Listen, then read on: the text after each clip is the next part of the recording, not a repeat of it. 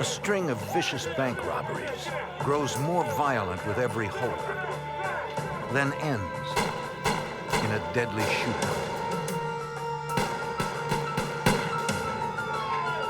With a dangerous man on the run, police conduct an all-out search for a fugitive so desperate, he will stop at nothing to make his escape.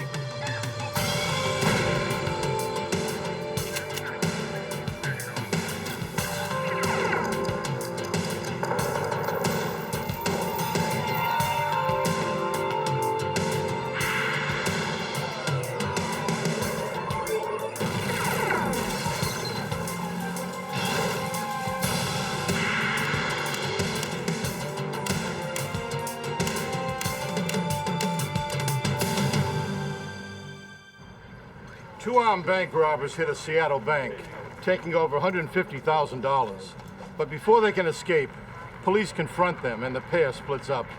As authorities search block by block, they learn one was a career criminal with a long history of violence. I'm Jim Kallstrom, former head of the FBI's New York office. The suspect was smart and desperate to stay free. Agents chased him through the Caribbean and across cyberspace, determined to put an end to his career.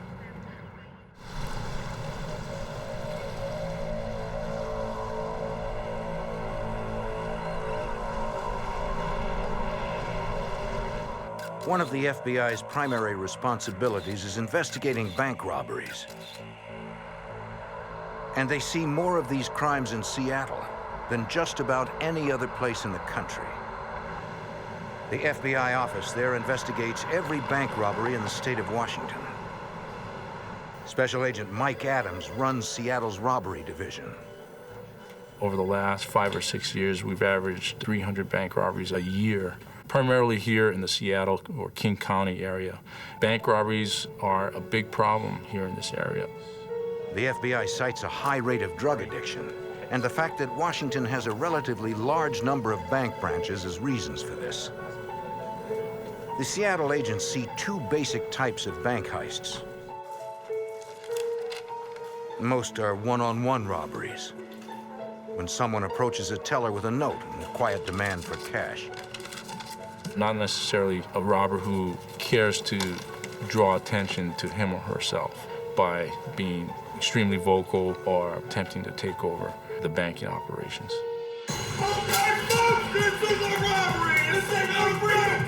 The other kind of robbery is more rare and more dangerous. The takeover. A takeover robbery is where we have one or more robbers who enter a bank and attempt to take over the banking operations through various means, either ordering people to the floor or ordering bank employees away from the teller counters. More often than not, in a takeover-style bank robbery, the bank robber or robbers are armed with firearms. So those are considered very violent as opposed to a one-on-one style bank robbery. Agents note that whenever takeover bandits get away with it, they will usually rob again, becoming bolder and more violent with each new attempt. On May 17, 2000, one particularly vicious string of takeover-style robberies begins at a downtown Seattle bank. Hurry up! All of it, all of it. I will shoot you right now, lady. I ain't playing with you. Get that. Working quickly, they disappear in minutes with thousands of dollars in cash. A week later, thieves hit another area bank, brandishing bigger guns, intensifying their assault on unsuspecting patrons and employees. 2 weeks later, robbers strike again with even more aggression. Since takeover robberies are rare, agents believe the crimes were all perpetrated by the same bandits. We did see bank robberies that did appear to be similar in nature in terms of the level of violence, in terms of large amounts of money. Certainly, a robbery of that nature is going to pique our attention because of the significant level of violence. Yet each time, the robbers escape cleanly in stolen getaway cars, leaving no eyewitnesses who can ID the men. The FBI is facing a pair of seasoned criminals who grow more aggressive with each attack. Recognizing a pattern of behavior, authorities feel these violent robbers will turn deadly. 6 days later, on the morning of June 22nd, 2000, their worst fears are realized. Two men head down Aurora Avenue, then turn into the parking lot of Wells Fargo Bank.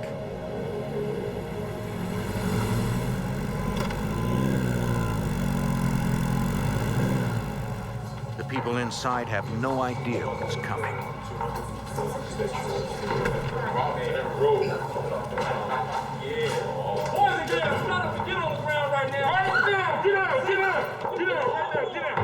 The gunmen corral the customers and employees, but they miss one. The robbers are organized. One stands guard, while the other finds a teller who can access the vault. I'm asking you, do you have the key to the vault? Don't look at me. The manager connects with police emergency. Stay on the line. All units, we've had a bank robbery at 120 in Aurora. A dispatcher puts out an urgent call about armed robbers still inside the bank. 204 received. Seattle officer Wesley Buxton responds. It was a bank robbery in progress. That's a little bit of an unusual call. We usually get bank alarms as opposed to bank robbery in progress. Buxton races to the bank. I said hurry up. Yeah. Come on, here, fill it up. Hurry up. Inside the vault, the thief takes all the cash his two backpacks can hold. The teller follows orders, hoping the gunman won't kill him. No phone calls or nothing, you understand me? None of that. Buxton kills his siren as he approaches the bank. I was the first one on the scene. There was a motorcycle sitting out in front of the bank. I believe it was up on the sidewalk. You really couldn't see in the bank. Following procedure, the officer finds cover and waits for backup.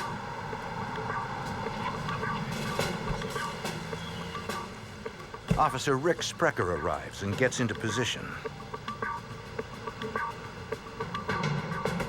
The bandits emerge, unaware of the officers. They cannot get the motorcycle started. They sat there like they were frozen for a minute in time, I guess trying to figure out why the motorcycle wouldn't start. And then they jumped off the motorcycle and they started running away from it. Then, one suspect trips.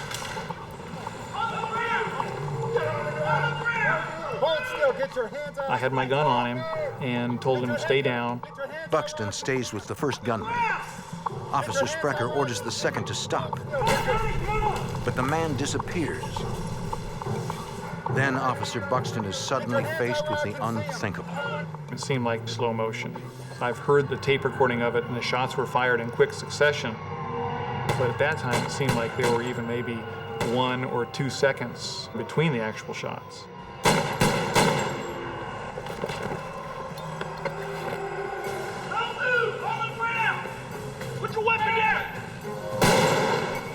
Sprecher returns fire, finally stopping the gunman. Officers contain one suspect. The other is gone. Got an officer down! Officer down! I need backup! Officer Sprecher's call brings an intense law enforcement response. Emergency medical technicians work to stabilize Officer Buxton, while Officer Sprecher quickly briefs detectives. He got shot 6 times. I muttered on him. Guy's loose. The man who shot the officer is dead. Black jacket. The hunt for the escaped suspect begins immediately. One suspect at large, black helmet, black clothing. A dispatcher broadcasts a description of the fleeing gunman on all police channels. FBI agents rush to the bank. Among them, Agent Mike Adams. On my way to the bank, I did hear an officer was shot and was down. It was obviously a very violent takeover-style robbery. Adams recognizes that these initial reports are similar to the 3 earlier robberies, and that the violence has escalated even further. With one armed gunman still on the loose, authorities quickly moved to contain the situation. There were several people, bystanders, who were beginning to gather around. So Seattle police immediately took control of the scene because of the imminent danger and potential threat that still existed. The Seattle Police Department directs their homicide unit to the scene, including Detective Paul Seguro. Anytime there's officer-involved shooting where a Seattle police officer fires a weapon, we are called to investigate. All law enforcement agencies begin working together to develop a plan to find the escaped gunman. Seattle police form an emergency command post to coordinate the effort. Their assignment. Let's wrap it up right now and take off, all right? Members of our SWAT team had already started a search of the inner perimeter area. Moving toward the general direction of the fleeing suspect, SWAT methodically searches every hiding space. They are careful, knowing that the gunman is desperate and could be anywhere. Let's go! Right behind us, let's go! Concerned for public safety, law enforcement swarms the area. Roads are blocked, traffic rerouted. Detective Sergeant David Ritter. The bank robbery and subsequent police shooting led to a tremendous police presence in the area. We had dogs, we had the King County helicopter, the special weapons team. The SWAT team goes door to door, warning everyone in the business district. Anybody in here with me down the street? Businesses were shut down. We closed all the local businesses for the safety of the people because the suspect was still at large. Okay, you guys are right. Just do that, please. Thank you. After treating gunshot wounds in Officer Buxton's left arm and right shoulder, the emergency medical technicians take him to the hospital. Both wounds, the bullet went in and out, so it was just a matter of cleaning it up and make sure there wasn't anything that would cause any kind of infection. Special Agent Adams searches the downed bank robber for clues. I pulled out his identification, which said his name was Daniel Del Fierro. He was not someone that, known to the FBI at that time, but nonetheless, certainly a name for us to conduct further follow-up investigation. Investigators locate the .380 semi-automatic handgun used to shoot Buxton. In a belt pack, they find a .38 revolver. Agents also recover 2 backpacks full of cash. A lot of the money in there was still in shrink wrap, delivered from the Federal Reserve Bank. Later, the money found in both backpacks came up to well over $151,000. That is a lot of money, much more than is typically taken during a bank robbery.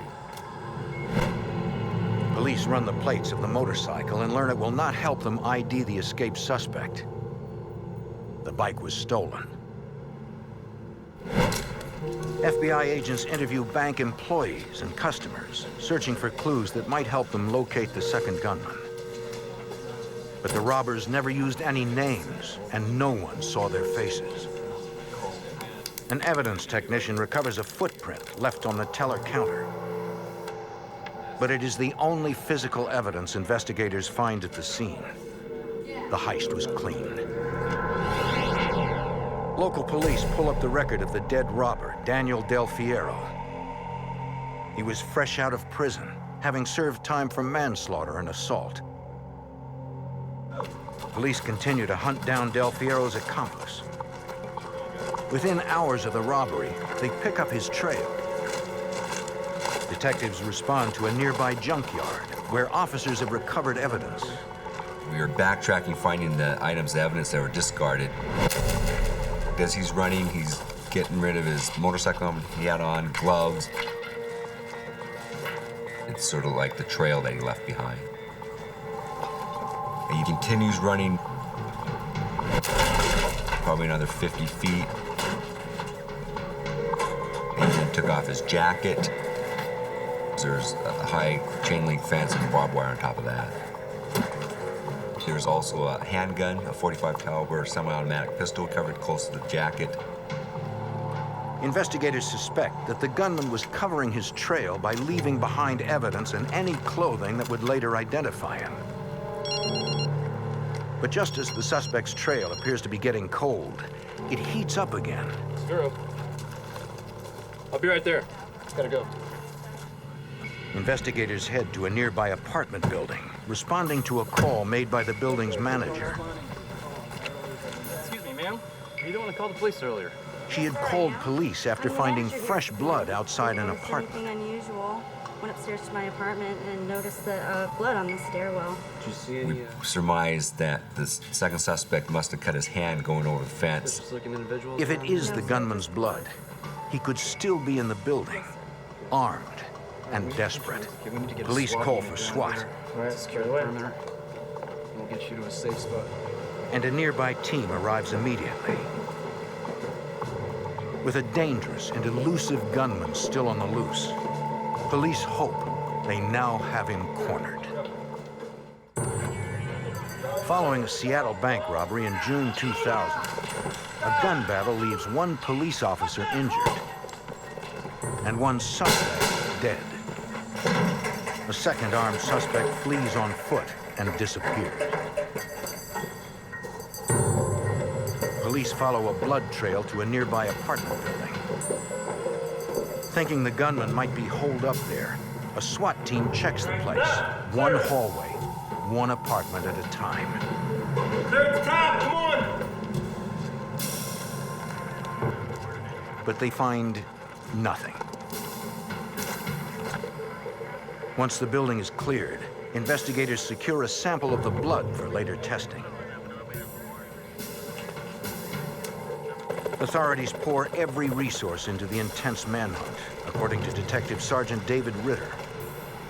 Because of the seriousness of the robbery, every available officer that we could find was involved in this hunt for the second suspect. Police are cautious, knowing from experience that someone willing to shoot a cop is far more dangerous than the average criminal. FBI agents approach residents, asking them what they've seen and warning them about the fugitive. The suspect was obviously very dangerous, and the people in the immediate area were afraid. Tactical officers continue to check buildings, alleys, any place the suspect could hide. Clear, clear, let's go, next one. They instruct every business in a 15-block area to shut down and lock up. Okay, all right, thanks. In no time, authorities seal off one of Seattle's busiest shopping districts, bringing the entire area to a standstill. Investigators have identified the suspect killed during the shootout as Danny Del Fierro. He is the investigators' best lead for locating the second robber. King County Deputy Prosecutor Steve Fogg. So we got an immediate warrant for his residence, his car, to try to locate whatever information we could about him, and through that, who he might have done the crime with. At Del Fierro's home, investigators meet a woman who had lived with him. She says she knows nothing about the robbery, but helps them compile a list of her housemate's associates. We're trying to solve a crime here. Man, listen, I understand you're uptight about it. Investigators then search Del Fierro's home, but find nothing that can help them identify the escaped suspect. Across town, officers respond to a call from a man who claims he was the target of an attempted carjacking. It is just north of the building where the blood was found. I was leaving for work and, you know... The driver explains that minutes earlier, he was leaving his apartment complex. of a sudden he saw this guy jump out in front of him and slam both of his hands down on the hood and force him to stop. The guy said, "Hey, I've been in a fight and I need you to help me. Can you give me a ride?" Look, I need your car. Just come on. The man became more aggressive. He put his hand into the car, tried to grab the keys, and tried to take the car himself. When it became apparent that that was not going to work, he became quite vicious, within, a matter of seconds. The owner of the car was able to fight him off, push him out the door, and then just jet off as fast as he could. He reported what had happened to a police officer. Yeah, the guy was like, Police are convinced the carjacker is the robber they're pursuing. The victim gives them a detailed description of his assailant and the direction he was going. He was moving to the north, so that moved the search in that direction. We got the description out immediately, and the media was helpful, and they got it out to the public as fast as we had it. For 3 hours, investigators find no sign of the fugitive until a 911 operator gets a call. My wife and I, we've been mugged. A man reports that he and his wife had been held hostage that afternoon. The intruder had fled, but they think he was the bank robber they heard about on the news. Yes, the one that robbed the bank. Investigators race to a residence north of the carjacking attempt. The couple explains what happened. 3 hours earlier, the woman was leaving her house when she saw a man in her truck. He was calm and told her he'd been in a fight and needed her help. She didn't fall for it. At this point, the police and the media were sort of circling the area, and she pointed up to the helicopters and said, "No, I think actually they're looking for you." And again, the personality changed just like that. The woman is not somebody who's just going to kind of roll over for this guy. She tried to fight back. He grabbed a knife, let her know that he was capable of using it.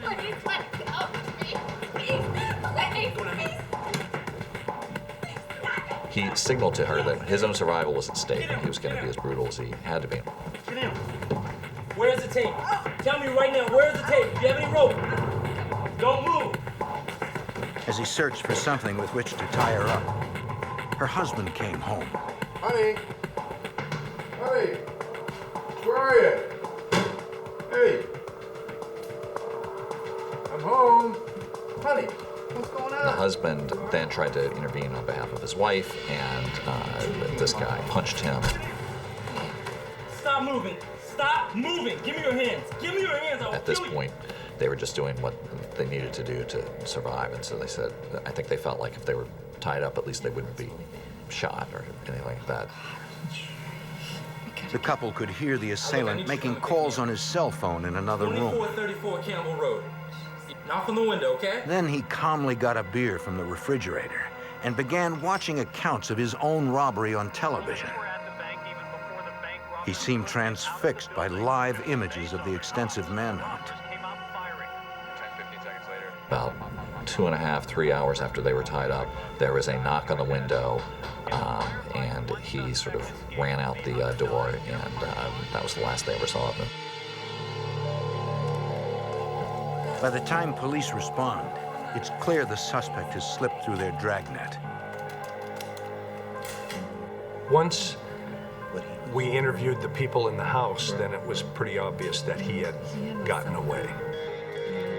The intensive search ended when it was obvious that he had fled the scene and he had had some help from somebody else, probably a car. So the actual physical search of the area was pretty much stopped at that time. Investigators processed the entire house, collecting fingerprints and blood samples. They hope the evidence will help them identify a dangerous criminal. A man who will do anything to escape the law. An armed bank robber is on the run, following a deadly shootout in which police kill his partner. During his flight, the fugitive assaults a couple, then holds them hostage in their Seattle home, while he waits for a getaway driver to help him escape. FBI Special Agent Gary Shaneline knows this fugitive is especially dangerous. The nature of the act itself of bank robbery is very violent, but in trying to effect an escape, his partner and he were involved in the shooting of a police officer and also the taking hostage of innocent citizens. So the stakes in this particular case were definitely higher. Detective Paul Seguro begins canvassing the neighbors of the slain robber, Danny Del Fiero. One man tells Seguro he had seen television reports about the stolen motorcycle used in the robbery, and he recognized it. He saw Del Fiero with the motorcycle prior to the bank robbery taking place. The man tells Seguro he saw the bike on a tow truck. And this individual had seen another individual inside the truck with Del Fiero the day before. Seguro thinks the tow truck driver might be the second robber. He asks the neighbor if he knows who he is. The man says he had never seen him before. The owners of the bank that was robbed tried to help, according to FBI Special Agent Mike Adams. That very day, the bank came to us and wanted to offer a reward for information that would lead to the identity, arrest, and eventual conviction of the person or persons responsible for that armed bank robbery. Agents hope the large reward will make people more willing to talk. Myself, other FBI agents spent many long hours attempting to gather as much information as we could. Investigators tracked down every possible lead, trying to get more information on Del Fiero's known associates. We drove to several different addresses and locations in our attempt to interview different people who we thought might be able to lead to the identity as well as the location of the second suspect of this bank robbery. Every lead becomes a dead end. Investigators finally get a break when officers begin processing the evidence left behind by the fleeing robber. Inside the jacket was this piece of paper that had a photocopy of a driver's license that belonged to a young 16-year-old girl, and then a lot of information about who she was. Police begin looking for the young woman. They called the best number they had for her, which was her dad. And her dad said, well, she's at the movies. And they said, well, you need to get her. So she came and talked to the police, and she said that as soon as her dad came into the movie there, she immediately knew what it was about. Basically, the reason why I asked is because they show her the photocopied license and ask how the bank robbers got it. She told us that she was approached by a person she went to high school with. The person she went to high school with said, I have an individual that has large sums of money. He needs ID and social security numbers. In return, you'll get a couple $1,000s if you let us use your ID and social security number. The young woman explains the information was to be used to set up bank accounts to launder stolen money. She gives detectives the name of her high school friend, the middleman for the ID fraud. So what is this all about? Detectives track down the man and try to get him to cooperate. We contacted him early morning hours. He was somewhat reluctant to talk to us at first, but then as we started talking to him, he finally started to tell us about who it was that asked him to obtain the identification and social security numbers. His name is Aristotle. Aristotle? He tells detectives the man's name is Aristotle Mar. We then thought that it's very possible that Aristotle Mar is the person we're looking for, because he was obviously looking for a way to launder money in the hopes of getting legitimate funds in return. Investigators are convinced they're on the right track when the middleman tells investigators that Mar owns a towing service. Police conduct a background check. DMV records reveal that there is a tow truck registered to Mar, and that it matches the one described by Del Fiero's neighbor. Investigators return to Del Fiero's home to ask his old roommate if she knows Aristotle Mar. She says Mar and Del Fierro had been friends since childhood. Aristotle Mar. So now his name has come up in two different sources or two different ways during the investigation. So now we started to focus on Aristotle Mar as being the second suspect involved in the bank robbery. Authorities check Mar's police record. It's clean, except for one assault charge he received as a minor.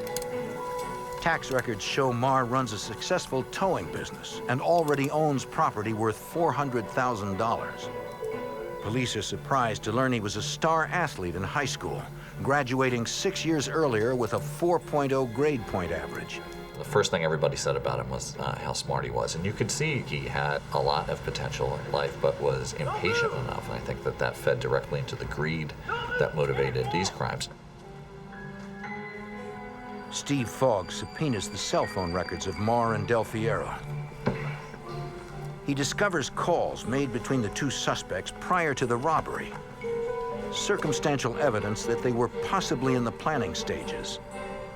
Danny Del Fierro and Aristotle Mar were talking, 10 times an hour in the days and weeks that preceded this. Police then ask witnesses to confirm Mar's identity. To do this, they create a photo montage. Typically, what happens is you have 6 photos, and the person who's the suspect is one of the 6. Here, the police put together a 12-person montage. They really went the extra mile just to make absolutely certain that we had the right guy. Authorities show the photo montage to the woman who was assaulted and held hostage in her home. And she didn't have any hesitation at all. She picked out Mr. Mar immediately. Later, her husband and the carjacking victim would also pick out Mar as their attacker. So with that, taken together with all the circumstantial evidence, we were quite confident that Aristotle Mar was the guy we were looking for.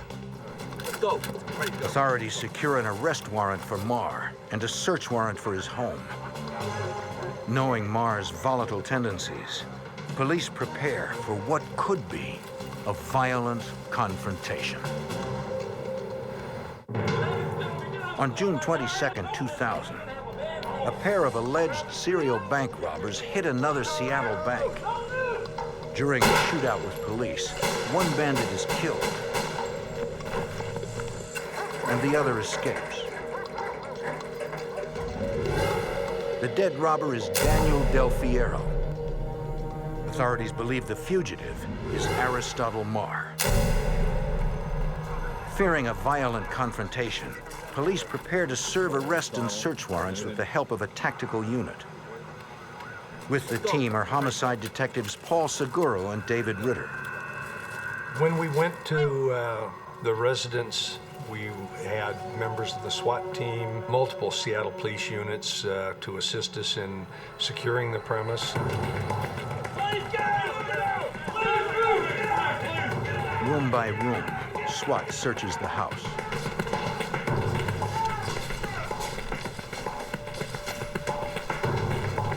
They find no sign of Mar.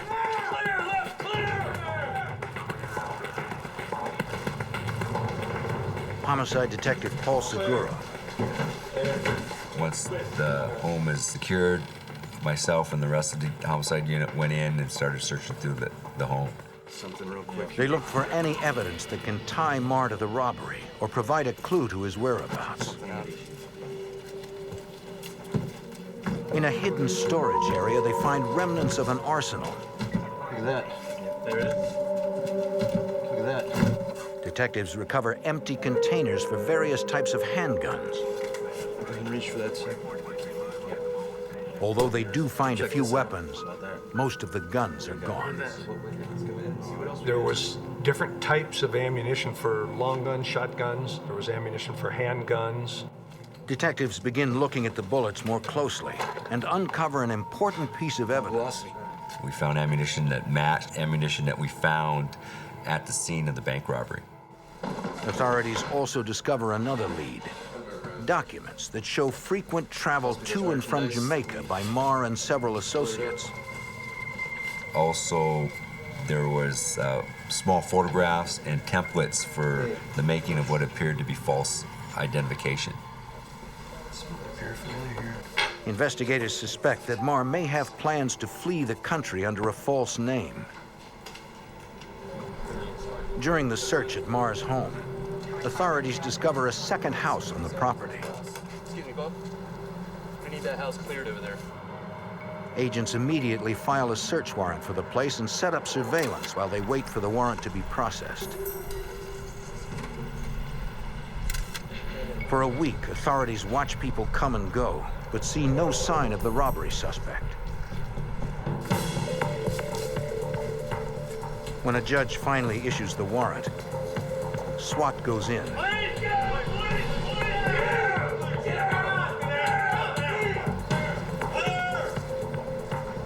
What they find spins the investigation in another direction.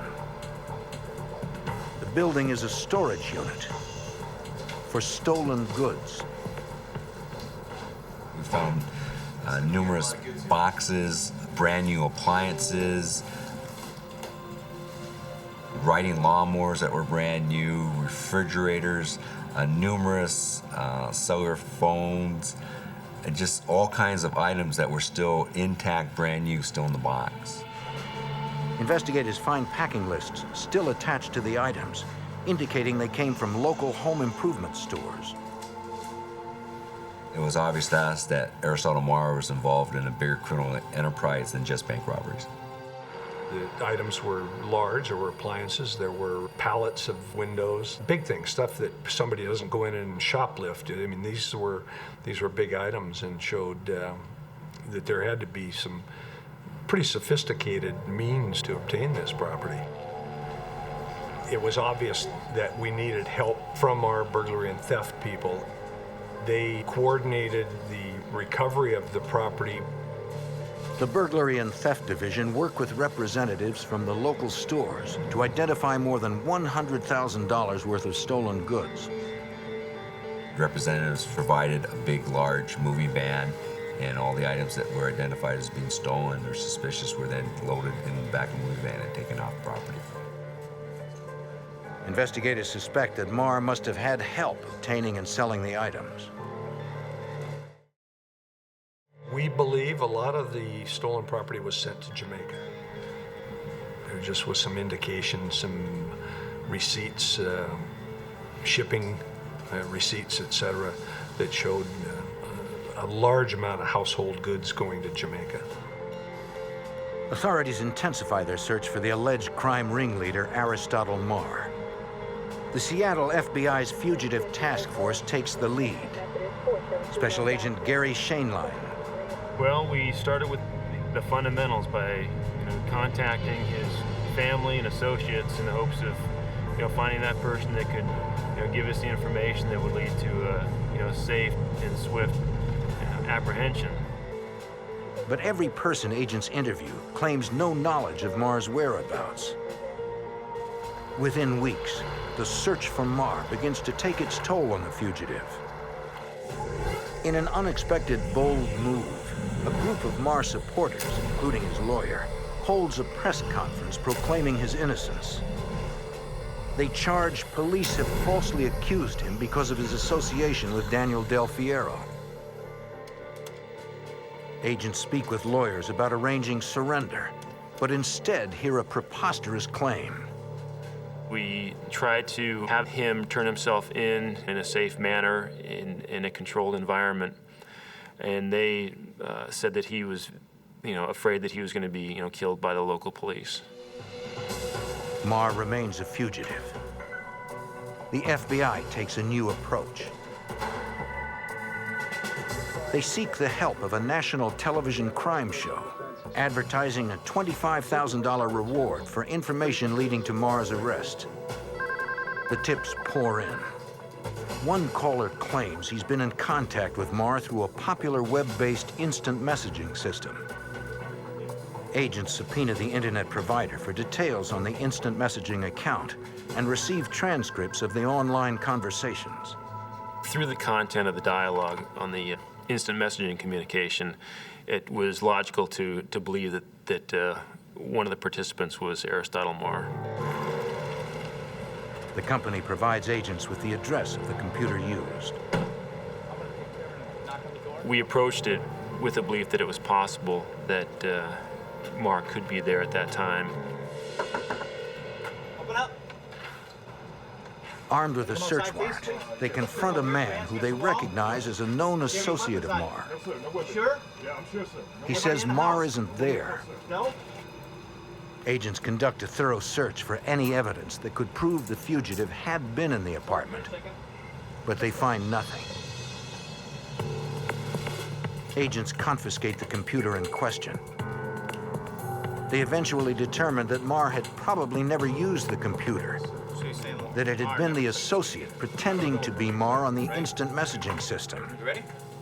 The investigators' latest lead is a dead end.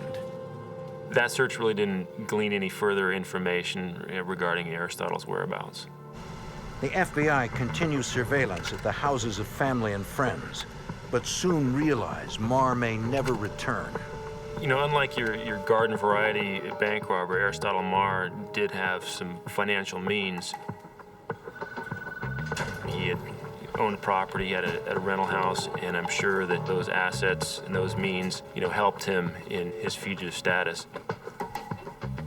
An informant calls the FBI with a tip that appears to support what agents already fear. A confidential source indicated that he had fled under an alias, that he had not just crossed a state line, but actually had fled the country, and that he had fled to Jamaica. If Mar has indeed left the country under another name, he might be impossible to find. The FBI is now facing their toughest obstacle in a case that appears impossible to crack. The FBI continues to hunt for bank robbery suspect Aristotle Mar. They believe he fled to Jamaica under an assumed name.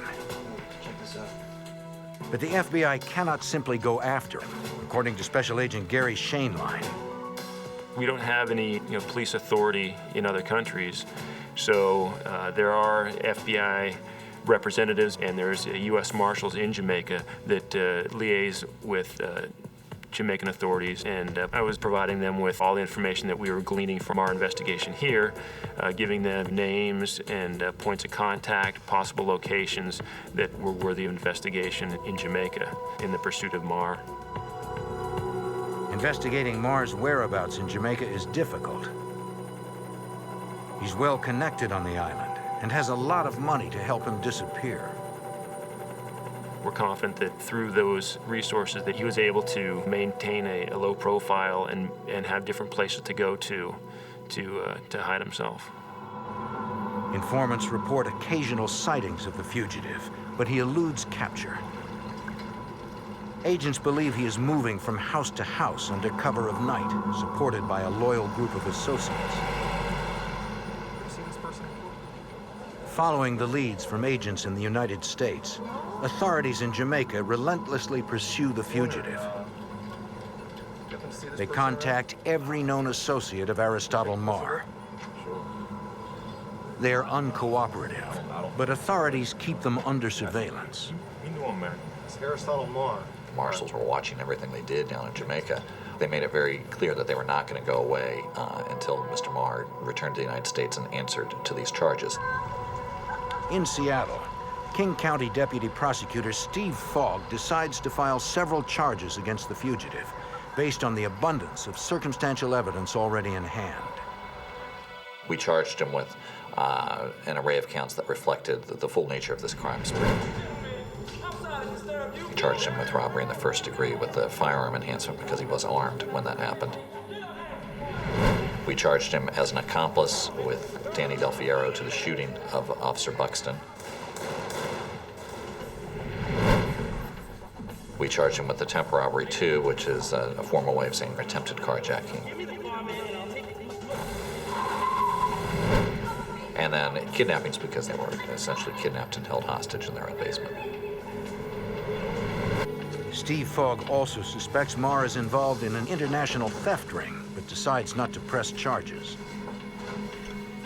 Mr. Mar was already looking at so much time that the amount of additional time that would be added by, this theft ring would be negligible. I mean, you're talking about a year or two on a guy who's looking at, 30, 40, 50 years in prison. So we did not charge Mr. Mar for that. Authorities intensify their search for Mar. Seattle homicide detective David Ritter. We kept the pressure up. Give me a break. I mean, they felt our presence. They made several complaints that we were harassing them, but we weren't.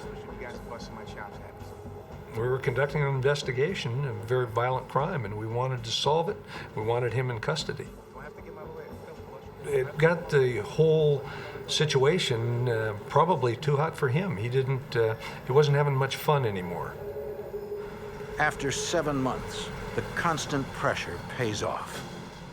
On February 7th, 2001, Aristotle Mar shocks police, walking into the King County Jail with his lawyer. Just go up to the counter, put your hands where I can see them. Seattle Police Detective Paul Seguro had chased Mar from the beginning. Sergeant Christopher, this is Tebow down at the watch desk. Aristotle Mar just turned himself in. I was surprised that Aristotle Mar had actually took it upon himself to turn himself in. We tried to talk to Aristotle Mar, interview him about the robberies, where he'd been. He did not wish to talk about any aspects of the investigation at all. Authorities believe he has come back to take the pressure off his associates, and because he is sure the charges will never stick. He was quite confident, in fact, probably cocky, that this would be a case that he could beat in court. He could come back, beat this case, and kill two birds with one stone. At his arraignment, Mar pleads not guilty to all charges.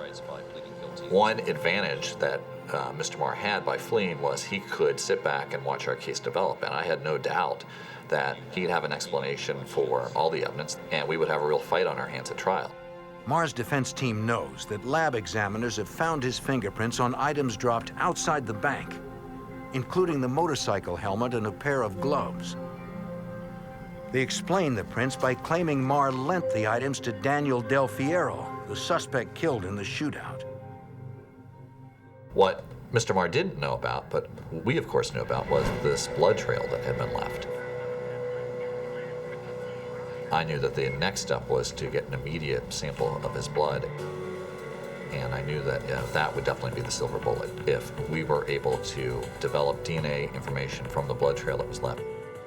A judge orders Mar to submit the samples, which DNA experts compare to blood found at the apartment complex and inside the kidnapped couple's house and truck. The examiner reports a match. At that point, any concern we had about the outcome of that case definitely lifted, because it was clear that taken together with all the other evidence that we already had, that this was a rock solid case. Mar decides not to risk a jury trial and changes his plea to guilty. He is sentenced to 23 years in prison with no chance of parole. Seattle police officer Wesley Buxton, shot during his confrontation with Mar and Del Fierro, is relieved that Mar finally got what he deserved. I'm probably your typical police officer that feels that criminals should get much more than they actually get as far as the demands of justice. But I was fairly satisfied with the sentence.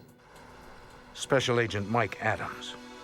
Given the high number of bank robberies we have every year, on average, well over 300 bank robberies here in the state of Washington, it's a good feeling when we can bring about, or at least help bring about, a successful conclusion to such a high-profile bank robbery investigation. In the end, it was the combined efforts of the Seattle Police Department and the FBI that finally put Aristotle Mar out of business. In Las Vegas, an ex-convict is back to his old ways. Big money cons, low-level burglary, and violent assaults. Local police track him, but he's gone. The FBI joins the case, and the violence escalates. To capture the desperate fugitive, authorities need to anticipate his next move.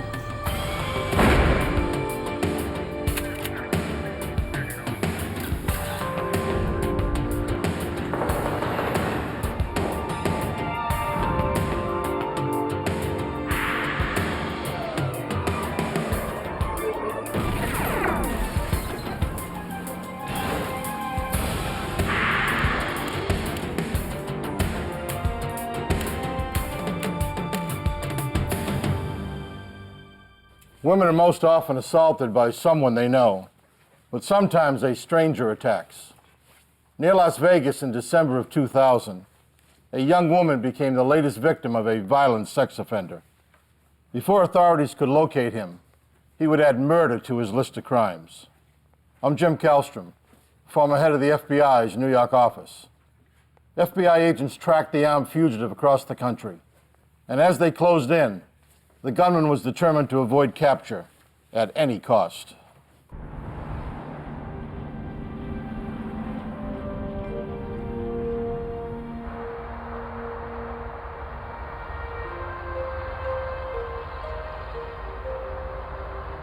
Las Vegas, Nevada.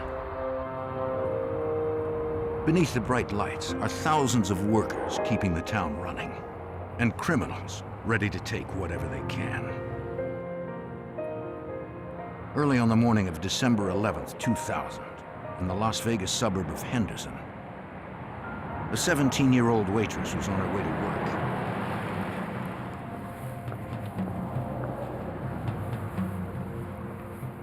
In a parking lot, a man offered her a ride to work. Who's going to work? She declined.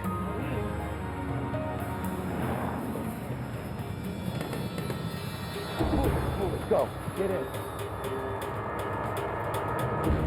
Get in. Open. Hurry up, move it, get in.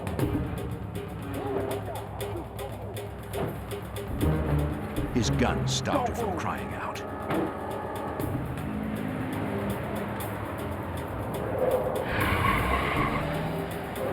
He drove her to a secluded area where he sexually assaulted her.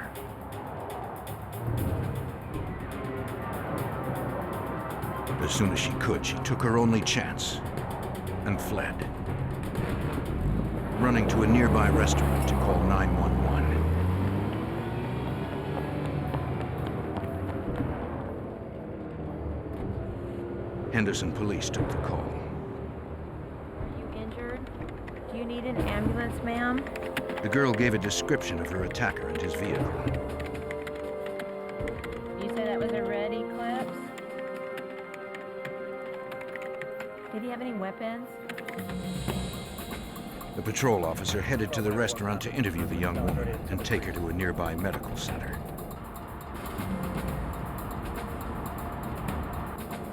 En route, he spotted a red sports car that matched the description given by the victim.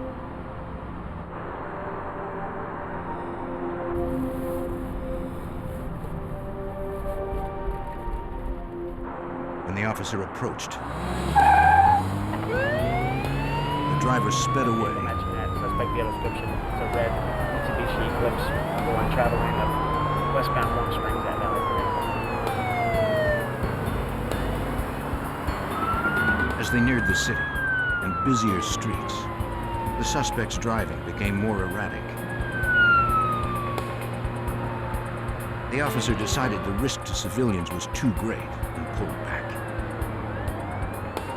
But police now had the vehicle's license plate number. A vehicle matching that suspect vehicle description. Henderson PD ran the tags and traced the vehicle to a Las Vegas address.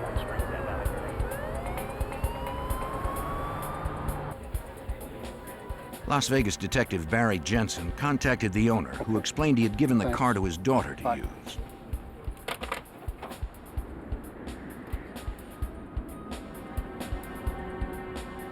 The owner said he and his daughter, Rachel Mills, would meet Detective Jensen at her apartment. She had just gotten off work from a local casino.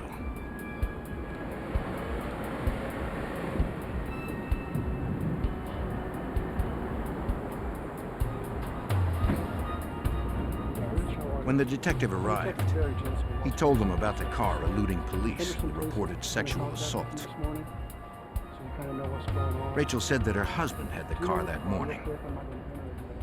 He had dropped her off at work at 5 a.m., and she had not seen him since. She hoped there had been some mistake. She knew that he'd been arrested for sexual assault in the past. She knew that he'd been in prison, but she didn't believe any of that was true, or she didn't want to believe that any of that was true. Rachel had noticed their car had been parked across the lot. Detective Jensen asked her to check the apartment and see if her husband had returned. He and her father would check out the car.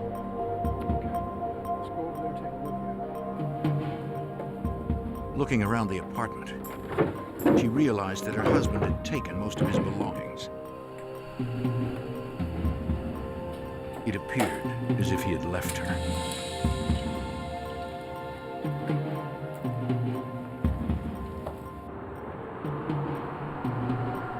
The father owned the car, but since Rachel and her husband were the regular drivers, only they could consent to a search.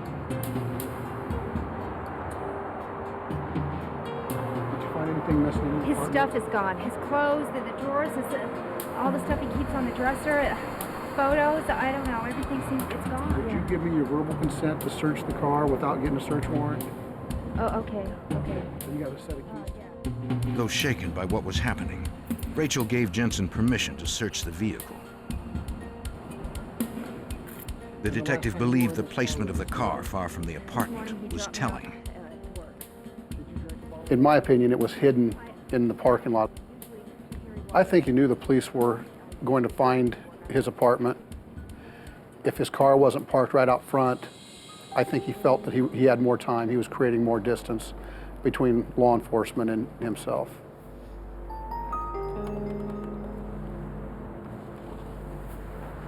Inside the car, Jensen noticed that the few personal effects matched what the assault victim described, pointing more suspicion toward Rachel's husband.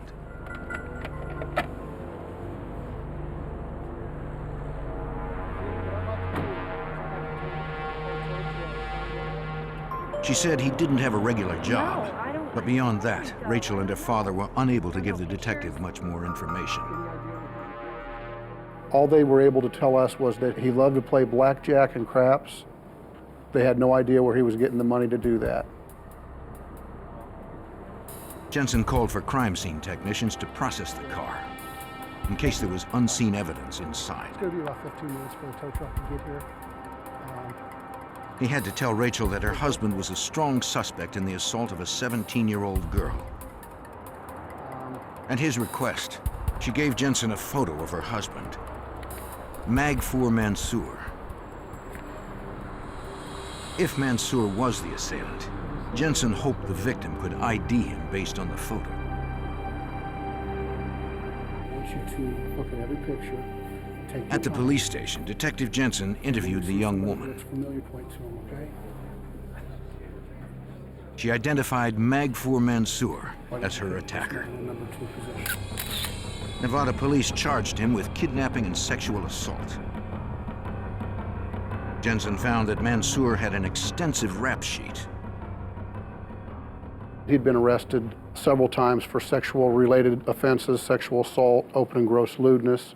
He'd also been arrested for burglaries, credit card fraud, and weapons violations. While in prison, Mansour had been diagnosed with a severe personality disorder that bordered on sociopathic. He was a sophisticated con artist. He could make people do things that they wouldn't normally do. He was a serial rapist and a career criminal. For several days, police had no good leads on the case. Then Jensen got a tip from a new ally. Sexual assault, Jensen. Mansour's father-in-law. Yeah, Richard. He'd been digging around, talking to family friends, and he knew that Mansour was a big gambler at one of the local hotels, and he felt that he would have a room there. I found that he did have a room that was comped because he was a large money player. Since hotel security had cameras in the hallways, the detective asked them to watch and call police if anyone entered Mansour's room. They weren't set up to make an arrest or to grab Mansour. I didn't feel comfortable asking them to because I believed that he was dangerous. That night, a security officer spotted a man entering Mansour's room. He immediately contacted Las Vegas police. Yeah, this hotel security. He has returned to the hotel. Detectives were on their way. But the man exited the room less than a minute after he went in and casually slipped away.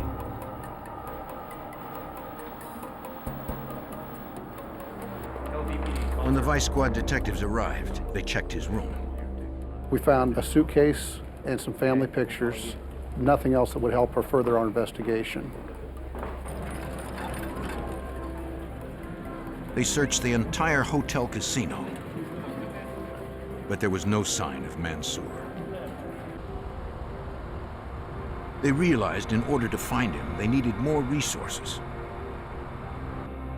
and turned the case over to Special Agent Scott Backen and Detective Brian Dunaway of the Las Vegas FBI's Criminal Apprehension Team, a multi-agency squad responsible for tracking down fugitives in the Las Vegas area. The squad's first step was to distribute informational sheets about Mansour to area hotels. When we have someone that we're looking for and we believe that he's gone to a hotel or something, we have a system called TRAX, T-R-A-X, which is it's a fancy fax machine. It allows us to send color digital photos to large groups of people simultaneously to alert them. Those people that don't have TRAX alerts, we went to old-fashioned police work. We were knocking on doors and delivering these things and conducting interviews and making sure that everyone knew about him. We're looking for this guy right here. He comes under a few different aliases. Investigators checked registers for known aliases of Mansour. They found nothing. These two gentlemen are from the FBI. But some security personnel recognized Mansour as a suspect in a string of room burglaries plaguing the Vegas Strip. They described his frequent cons. They said Mansour preyed on tourists, mostly those of Middle Eastern or Asian origin. Okay, thank you.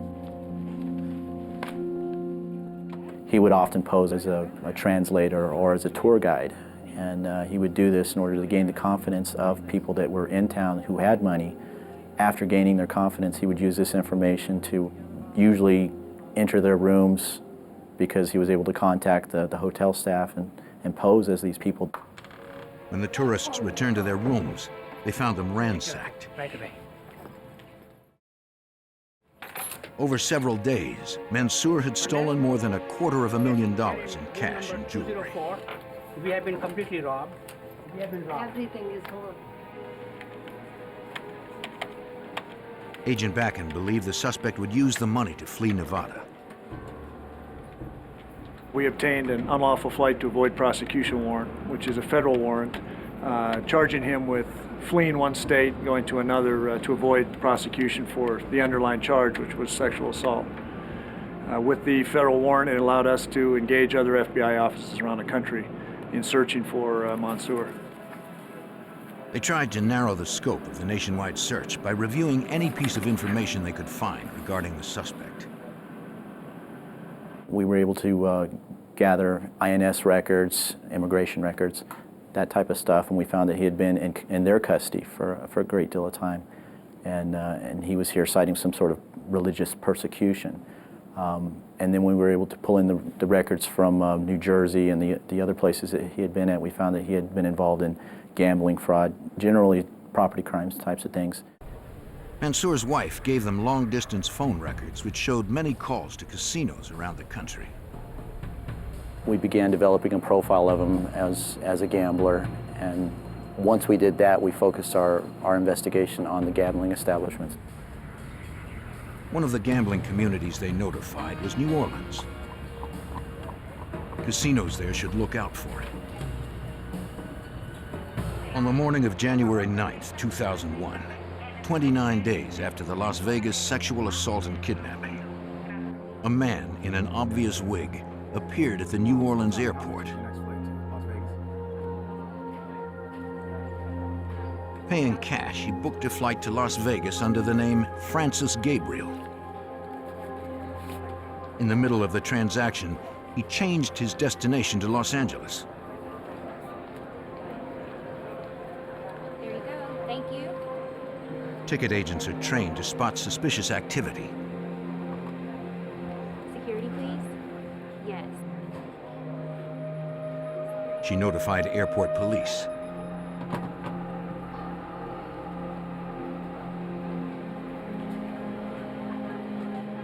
The wig, cash, and odd behavior was enough probable cause for the undercover officer to question the man.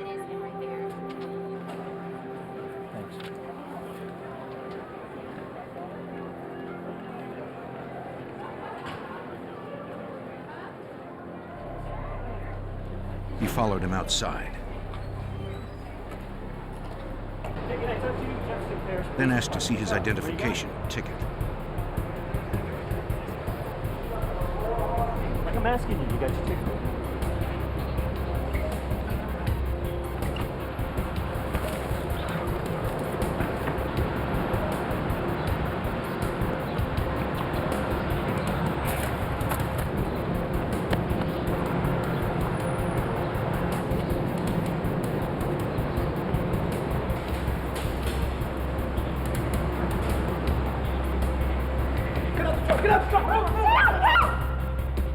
Soon, New Orleans authorities would learn the identity of the carjacker and join the hunt for an elusive fugitive. Yeah, I'm at door 6A. He ran up on the roof.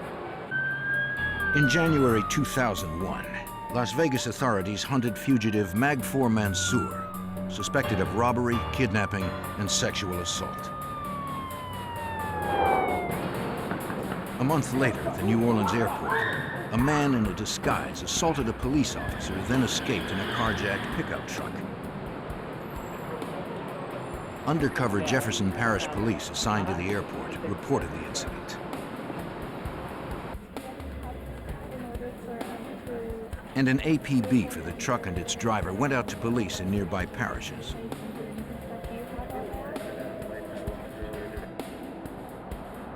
"30 minutes later, a St. Charles Parish deputy spotted the pickup truck 10 miles from the airport.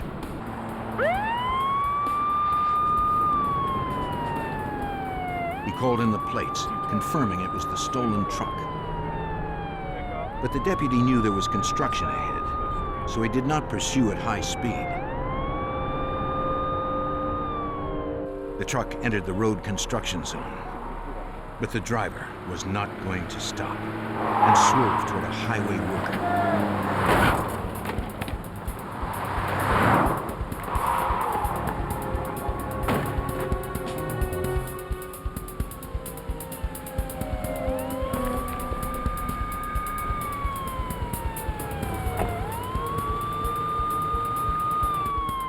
The St. Charles Parish deputy arrived seconds later.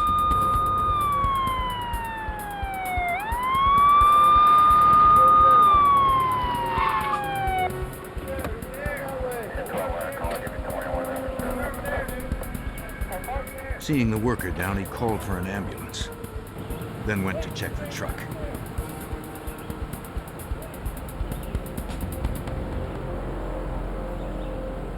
The carjacker was gone.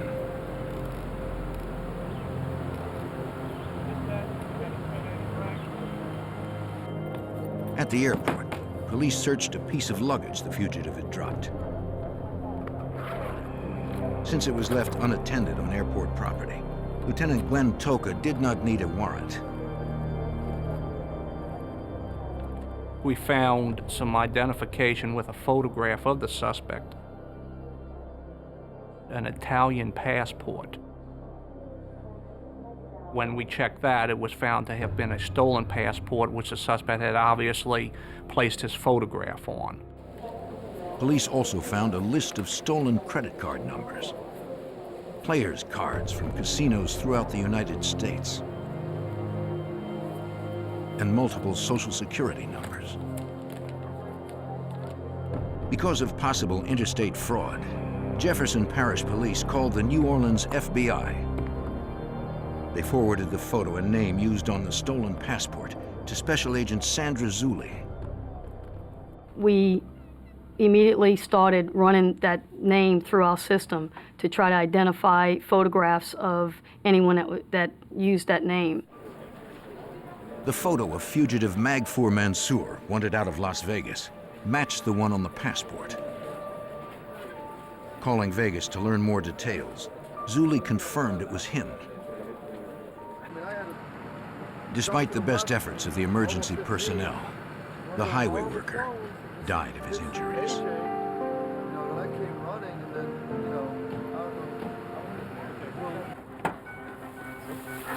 Authorities began their search for Mansour at the truck and worked outward from there.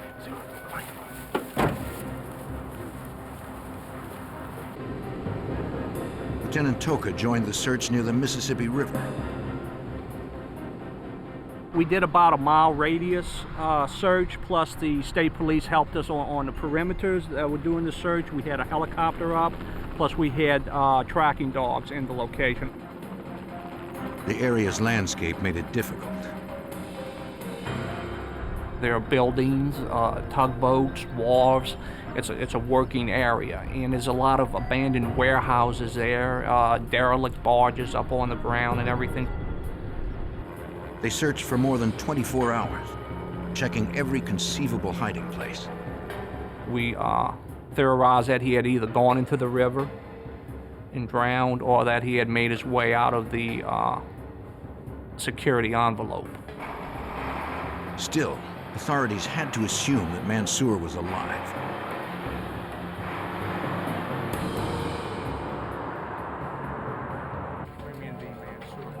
They hoped to determine where the fugitive had been while in New Orleans. Perhaps he would go back there. They reviewed airline passenger lists and surveillance tapes to reconstruct the fugitive's movements. The day before, he had come down from Connecticut into New Orleans, and we were able to track him to some local casinos that he was at that night, and then the next day he was supposed to be flying out, and that's when he was confronted by the officer. Mansour's behavior pattern was clear. We felt that eventually he would show up at a casino, and that's why we focused on the casino security departments to make sure they were alerted to look for him in possibly a disguise. Magor Mansour. Authorities also broadcast his photo and the aliases he used, hoping the public could help find him. Anyone with information was asked to call a dedicated tip line. Police immediately began receiving sightings. One came from a motorist who thought he had seen Mansour the night the highway worker was killed. The motorist said that night he'd been driving behind a taxi on a road near the airport. He saw a man come out of the woods and hail the taxi. It looked like Mansour. But police could not find the taxi driver, and the trail went cold. We were receiving numerous reports of individuals who they felt looked like this individual walking down the road, sitting at a bar, at a casino, and all of these were checked out. Yet none of the sightings led to Mansour. The next lead came from officers patrolling the nearby Mississippi River. Shortly after the disappearance, we received a call of a body that they located floating at the bank of the river. And we knew that in the file from the Las Vegas division that we had dental records of Magor Mansour, who had dental work done while in prison. So we obtained the dental records and had a comparison done. The records did not match. Mansour's whereabouts were still unknown. And now that he was wanted for killing a man, he'd be more desperate than ever to avoid them. Wanted on a charge of sexual assault and kidnapping, fugitive Magor Mansour disappeared from Las Vegas.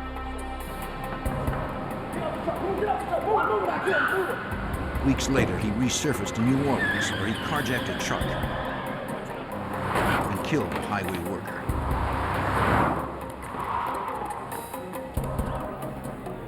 Not only was he moving quickly across jurisdictions, he was also using multiple identities, according to FBI Special Agent Sandra Zulli. Magor Mansour utilized so many different aliases. We determined that he was stealing identification cards on a regular basis while he was staying in the casino area. The players' cards that we located in the luggage were determined to be stolen from casinos.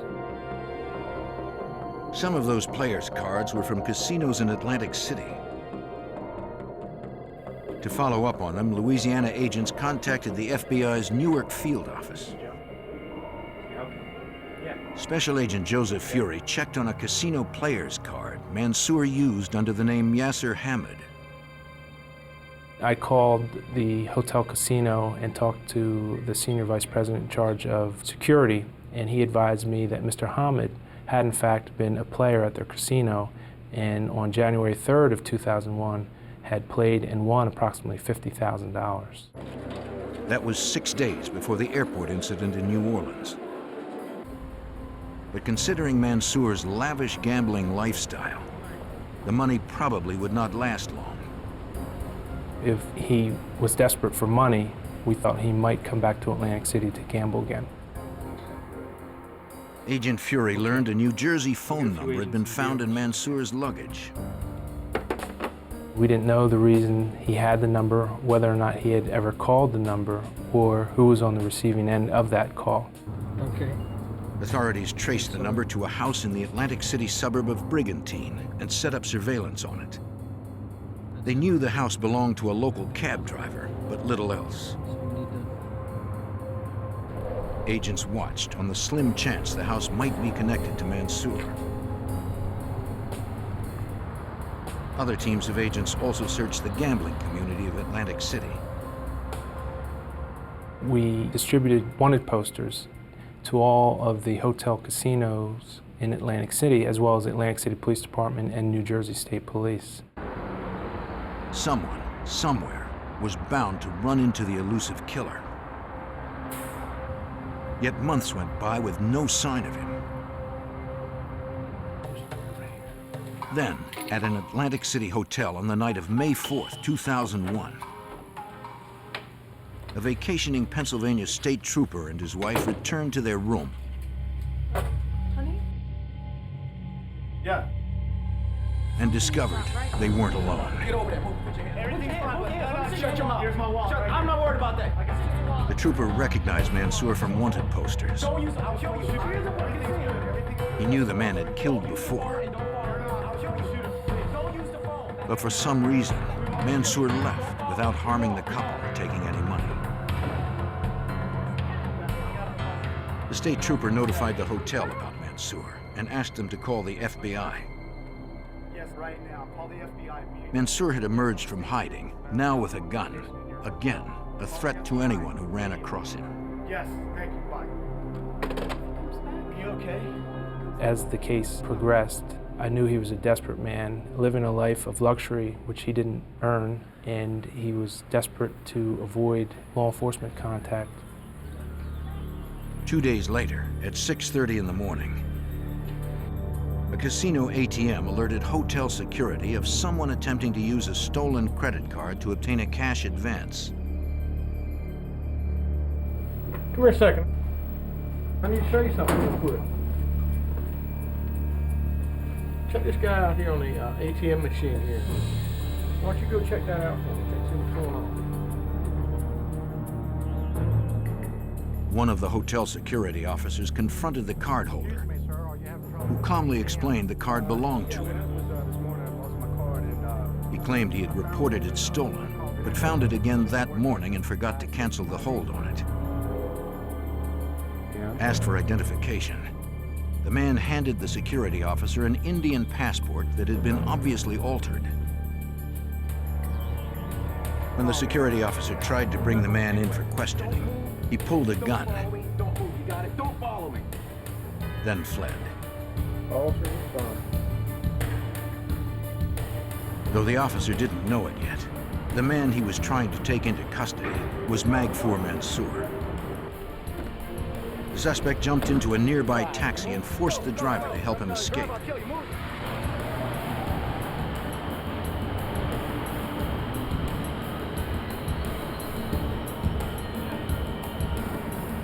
Hotel security called the incident in to Atlantic City Police.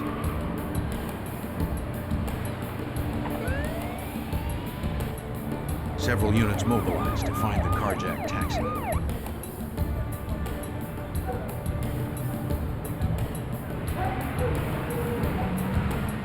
But once again, Mansour was one step ahead.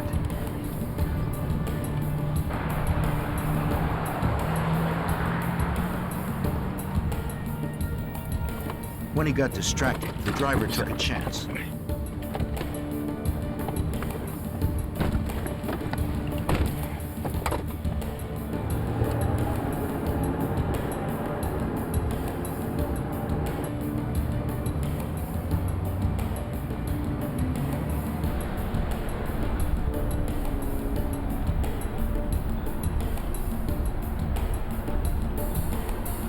Minutes later, witnesses outside the Taj Mahal casino saw a well-dressed man leave a taxi idling at the curb and disappear inside.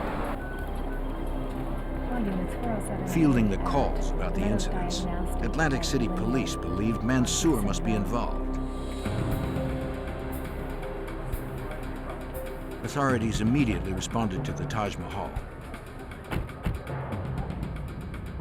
Witnesses' descriptions matched the fugitive.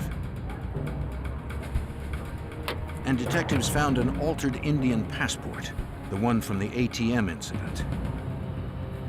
The photo was of Magor Mansour. The cab driver stated that Mansour told him he would shoot and kill him, as well as any police officer who stopped him, and he would not go back to jail.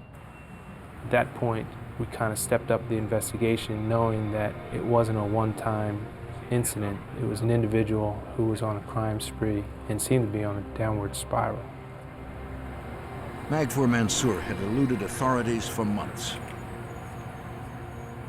Now, as agents surrounded the massive Taj Mahal casino, they hoped they finally had him cornered. The FBI sought Magor Mansour for kidnapping, sexual assault, carjacking, and second-degree murder. He had eluded them in Las Vegas and New Orleans. In May of 2001, he surfaced in Atlantic City. Hoping finally to stop him, FBI Special Agent Joseph Fury organized a search of the hotel casino Mansour was seen entering. We established a command post at the Taj Mahal with the Atlantic City Police Department, the New Jersey State Police, as well as security personnel from the Taj Mahal in an effort to locate Mansour, thinking that he may be in the hotel somewhere. But Mansour wouldn't be easy to find. The 1,200-room hotel boasts a 135,000 square foot casino and is often filled with thousands of guests. And in service areas, there are dozens of hallways with plenty of offices and storage rooms to hide in. Investigators had to clear each one. Clear, coming out. Authorities feared Mansour had escaped again. They broadened the search area. New Jersey State Police and Atlantic City Police canvassed the entire hotel casino, as well as every hotel casino in Atlantic City. They found nothing. Somehow, Mansour had slipped away.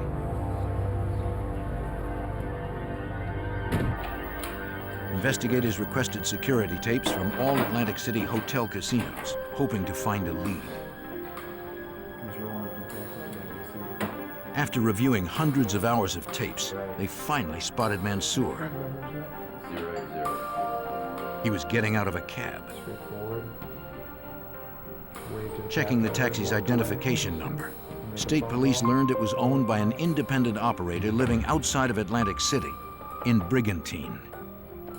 I asked what the cab driver's name was and the location where they were going, and they told me a name which came back to the individual who I had been surveilling in anticipation of Mansour returning to the Atlantic City area. Authorities returned to the Brigantine house with a search warrant and a SWAT team.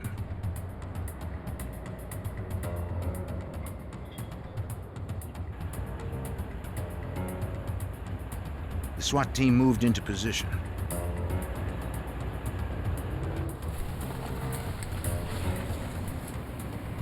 To get the cab driver out of the house, an agent called inside, posing as a dispatcher. He told the driver that one of his regular fares needed a ride. We felt that if Mansour was inside, it might be a hostage-type situation. Put your hands on top of your head. Put your hands on top of your head. But the driver emerged alone, and they pulled him away so they could talk to him safely.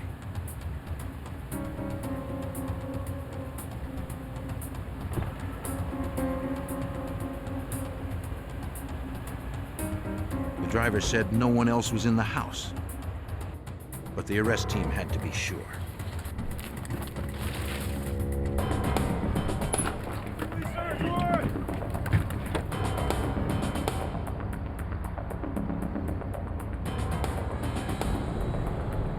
All clear. It was another disappointment. Okay.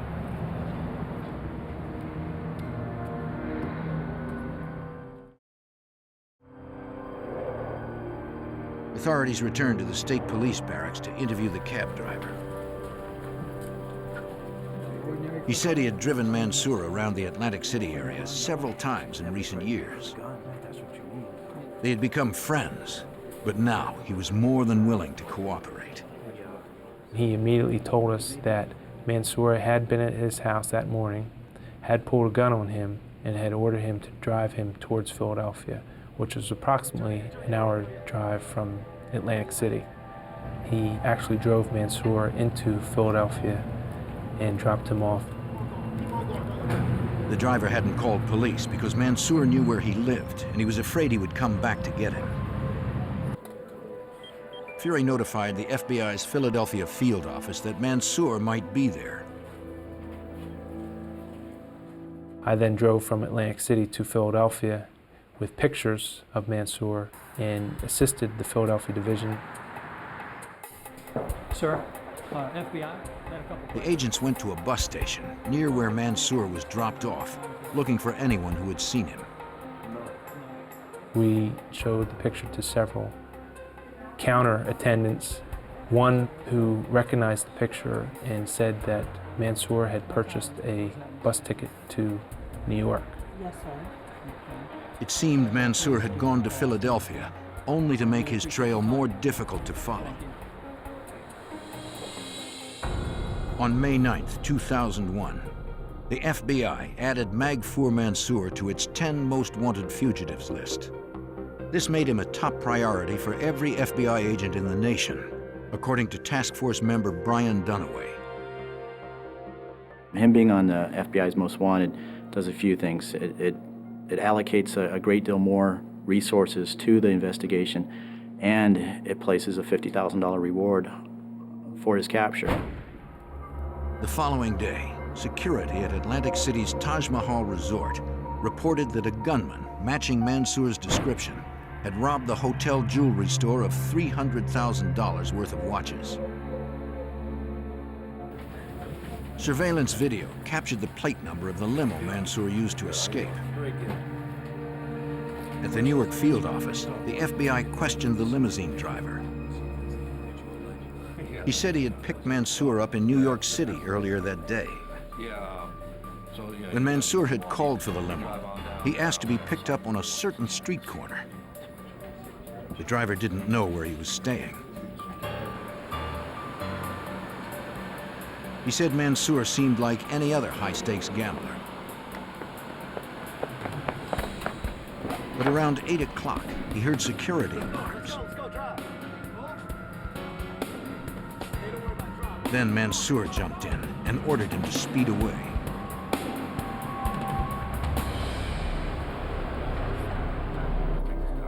The driver followed orders. Mansour had a gun. The fugitive got out of the limousine 5 blocks from the robbed hotel and hopped into another cab, a white Crown Victoria with New Jersey plates. The FBI asked local police to issue an all-points bulletin for white Crown Victoria cabs in Atlantic City. That night, police stopped every taxi matching the description.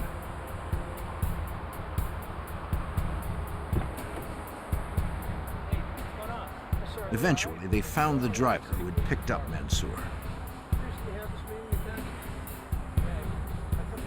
He reported that he had taken the man to Philadelphia and dropped him off at the airport. The FBI learned that only 2 flights had departed Philadelphia late enough for Mansour to have boarded. Both were bound for Las Vegas. Manifests did not show Mansour's name, but he might be flying under an alias they did not know yet. If Mansour were on either flight, authorities in Las Vegas would be ready for him. In the pre-dawn hours of May 11th, 2001, the FBI believed deadly fugitive Magor Mansour might be aboard one of 2 flights to Las Vegas. New Jersey FBI Special Agent Joseph Fury kept working as the planes traveled cross-country. I contacted the Las Vegas division to advise them that Mansour had committed the armed robbery in Atlantic City, and he may in fact be en route back to Las Vegas. The Las Vegas Police Department, as well as the FBI, were at the airport waiting for both planes to arrive. Vegas detective Brian Dunaway had been tracking Mansour from the beginning. He knew how dangerous and desperate the fugitive was. Everyone that we had talked to, everyone that knew anything about him, knew that he wasn't going to go back to jail. He had made those statements, and his actions were just of such desperation that he wasn't a person that wasn't going to face these charges. And his previous incarcerations and the records that they kept on him there was just no way he was going back. So he was going to go out in a blaze of glory. Mansour frequently used disguises and false IDs to travel.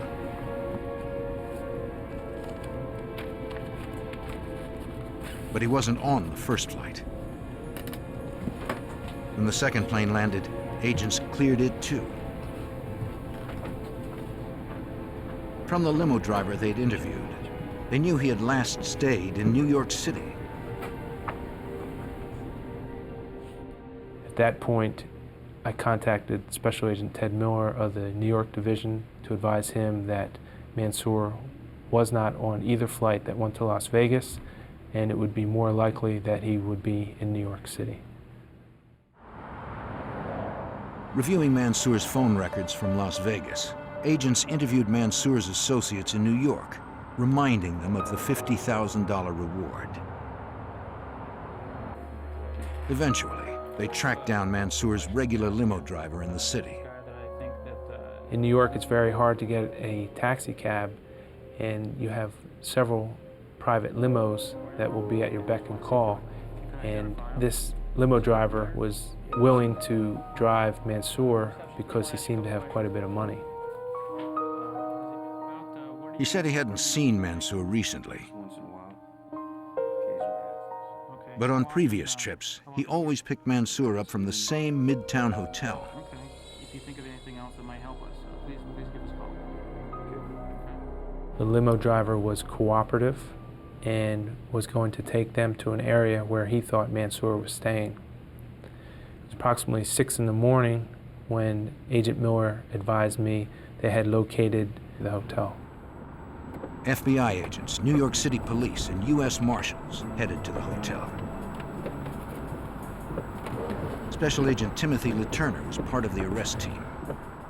We got a call from Special Agent Miller saying the subject Mansour committed an armed robbery last night at the Taj Mahal Casino in Atlantic City, and we believe he retreated to New York, and we think we have good leads that he may be at the hotel located at West 47th Street.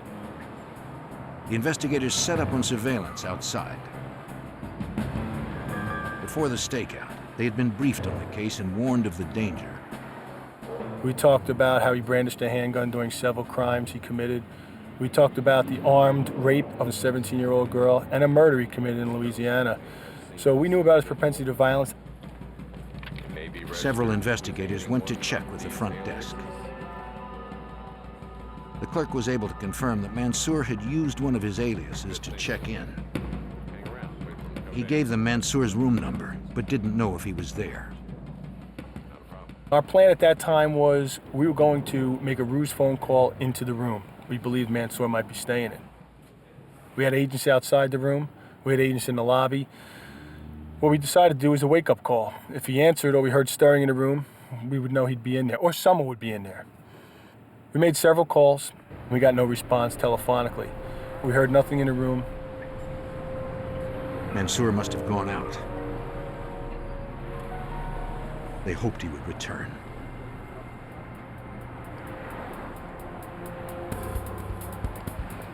Hours later, they spotted him.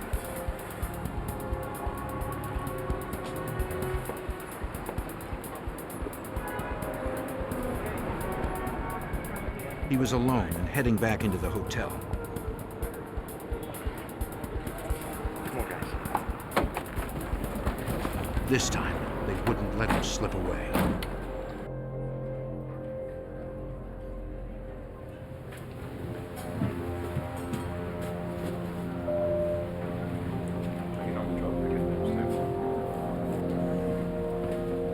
Mansour had long vowed not to be taken alive. He went for a gun and aimed at a detective.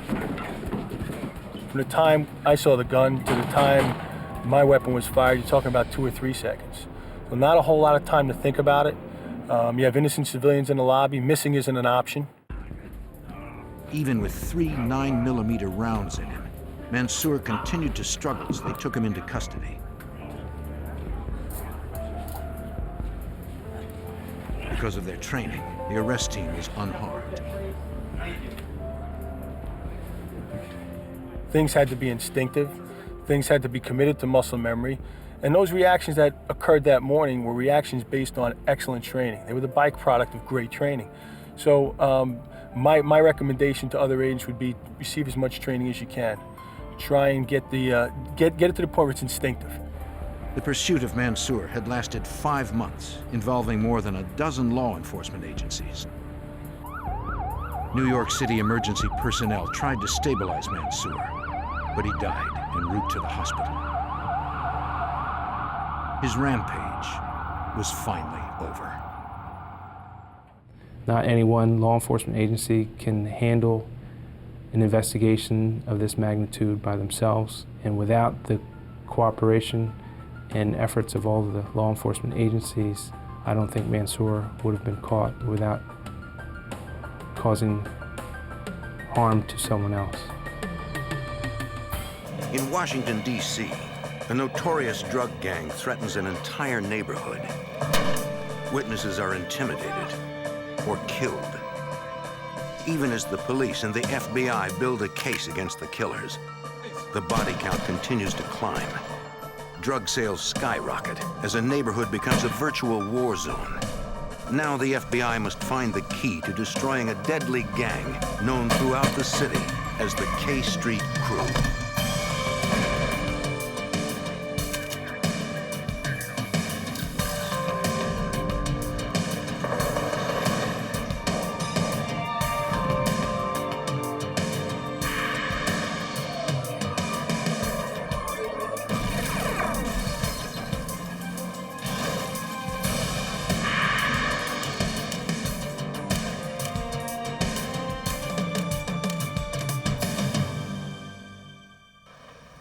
In the 1990s, the war on drugs was in full swing. The front lines were often America's inner cities, where gangs used violence and murder to rule their empires. I'm Jim Kallstrom, former head of the FBI's New York office. When gang violence exploded in Washington, D.C., the Metro Police and the FBI fought back. Using high-tech surveillance and tough new laws, they set out to destroy the gangs from the inside out.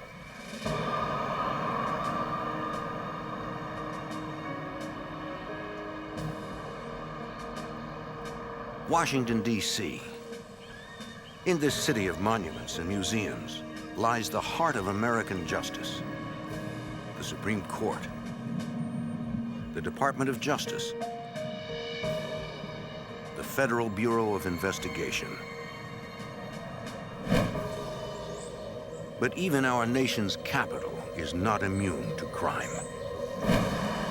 March 22nd, 1991. 20-year-old Wendy York returns home after running errands. Teresa! She shares an apartment with her cousins, Tarita and Teresa Lucas. Teresa is in the living room, lying on the couch. Her face is covered with blood. Oh my God! Wendy runs from the apartment and calls 911. An emergency dispatcher directs units to the scene. DC Metro Police arrive at the apartment within minutes. Teresa Lucas has been shot through the head. In a back bedroom, they find another body and a child. The second victim is Teresa's sister, Tarita. She has also been shot in the head. Her child is unharmed.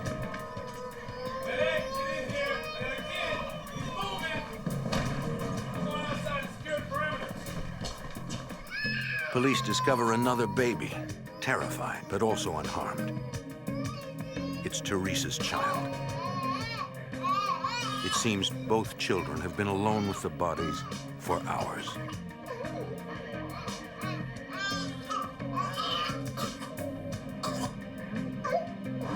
A short time later, the victim's mother arrives at the apartment.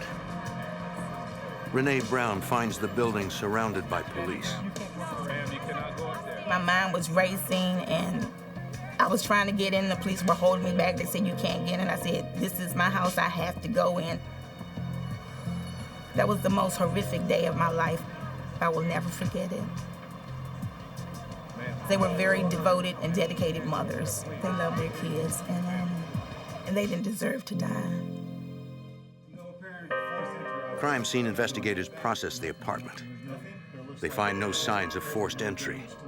Nothing in the apartment appears to be disturbed. No valuables have been taken.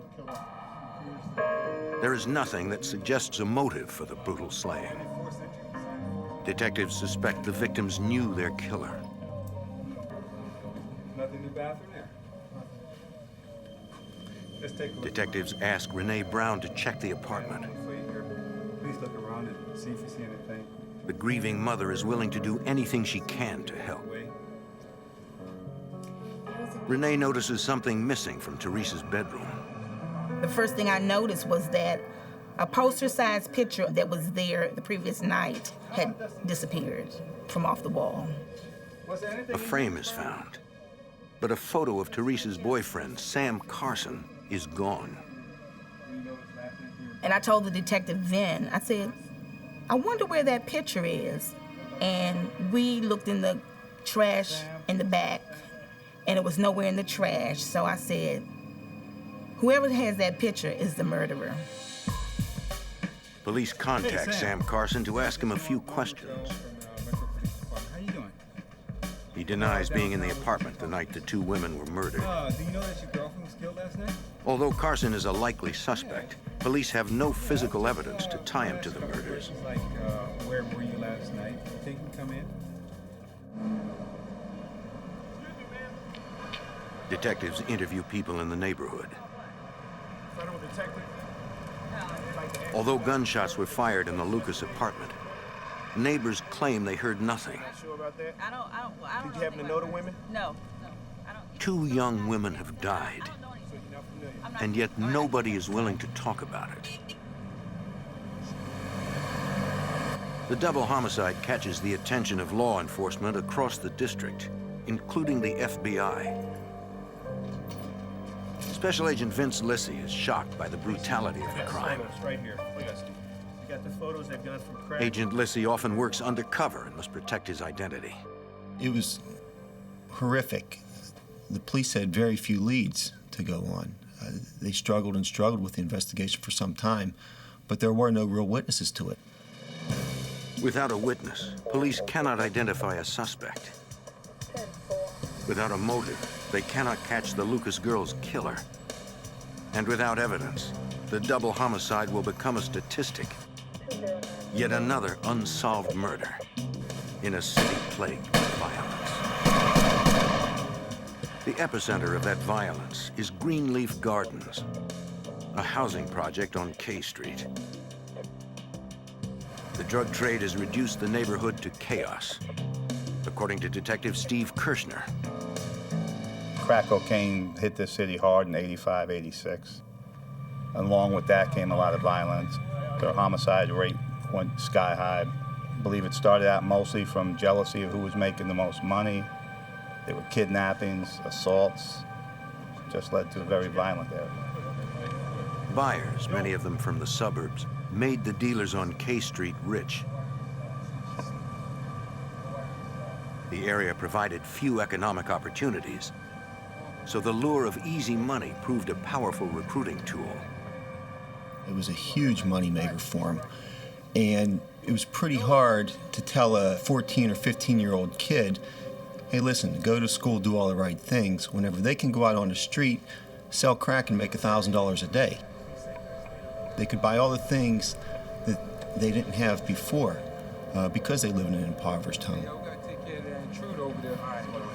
With millions of dollars in easy profits at stake, competition between dealers grew fierce.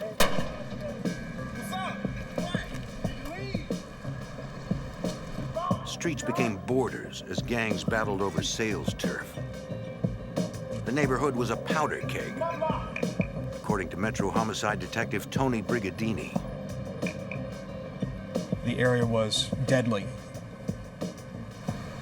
Numbers that we have compiled over the years of the investigation showed that this was probably one of the most deadly areas in the District of Columbia. It's very close to some of the government buildings in Southwest Washington, which was interesting in that there's an incredible amount of crime going on in a small area so close to a downtown business district. The FBI and DC Metro Police formed the Safe Streets Task Force. Their job is to clean up a neighborhood that has become a war zone. Agents canvassed the streets, looking for information on the gangs. Detective Henderson, we're conducting an investigation here on a murder case? Yes, sir. If I look at these photographs, it doesn't you recognize either one of these young ladies? Residents are too afraid to talk or even be seen speaking with investigators. If you walk up to somebody's door and you knock on their door and ask to speak to them, in about 3 minutes, everybody in that neighborhood is going to know that the police are there. Frustrated by the lack of cooperation, agents try a different approach. Sometimes we follow people to work. We try to get them away from a neighborhood. We try to do whatever we can so that the people in the neighborhood don't know they're witnesses.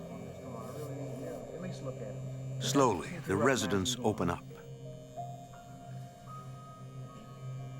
They talk about drug dealers who have taken over the neighborhood. Tell me about him. The K Street Crew. The gang is led by Vincent Hill, a ruthless sociopath who seems to thrive on violence. If somebody came up and irritated him for any reason whatsoever, he had no problem grabbing a baseball bat, a hammer, anything he could, and hit them with it. Hill's money and his brutality make him the most powerful man in the neighborhood, according to Metro Detective Neil Trugman. He compared himself to a big-time mob figure. There was no fear. According to FBI sources, Vincent Hill runs the K Street Crew with an iron fist. Still, gang members respect him. Vincent Hill had a reputation for being a bully, but at the same time, others looked up to him because they saw that he had money, he had nice clothes, he had fancy cars. While he's manipulating them into selling drugs, they would see him beat somebody up for not giving him enough money. So all of these things kind of led the others to look to him as somebody that you didn't want to mess with, you didn't want to challenge, but at the same time, he was a way that they could make money. The distribution of crack cocaine carries severe penalties. A conviction could get Vincent Hill and his crew off the streets permanently. I think they're going to start selling a lot of marijuana. Agents launch an investigation into the gang's crack dealing. But Hill's group is already one step ahead. Before the FBI can bust the K Street crew on cocaine charges, the gang suddenly shifts to selling marijuana. They realized when they were selling crack cocaine, you're looking at stiff time. Selling marijuana was a misdemeanor. More than likely, you wouldn't get any time for it. The demand is huge. Buyers pour in from the suburbs. The gang maintains its profits, minimizing the risk of jail time. It just took off like a rocket. Everybody was making money. People were making $3,000, $4,000, $5,000 a day just by selling marijuana. Thwarted by the gang's move, the task force regroups as the dealers grow even bolder. I would drive by in unmarked cars, and they would hold bags of marijuana up, 3 for 20, 3 for 20. And then when they finally got close enough to realize you were a cop, they would run. The dealers simply abandon their stashes until the cops leave. Minutes later, the dealers return to the exact same spot with a new stash and set up shop again. As business expands, the violence escalates, sometimes involving innocent victims.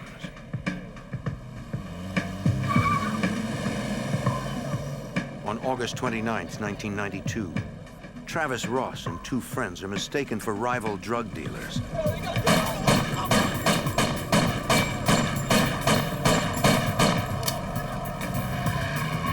Ross is killed instantly.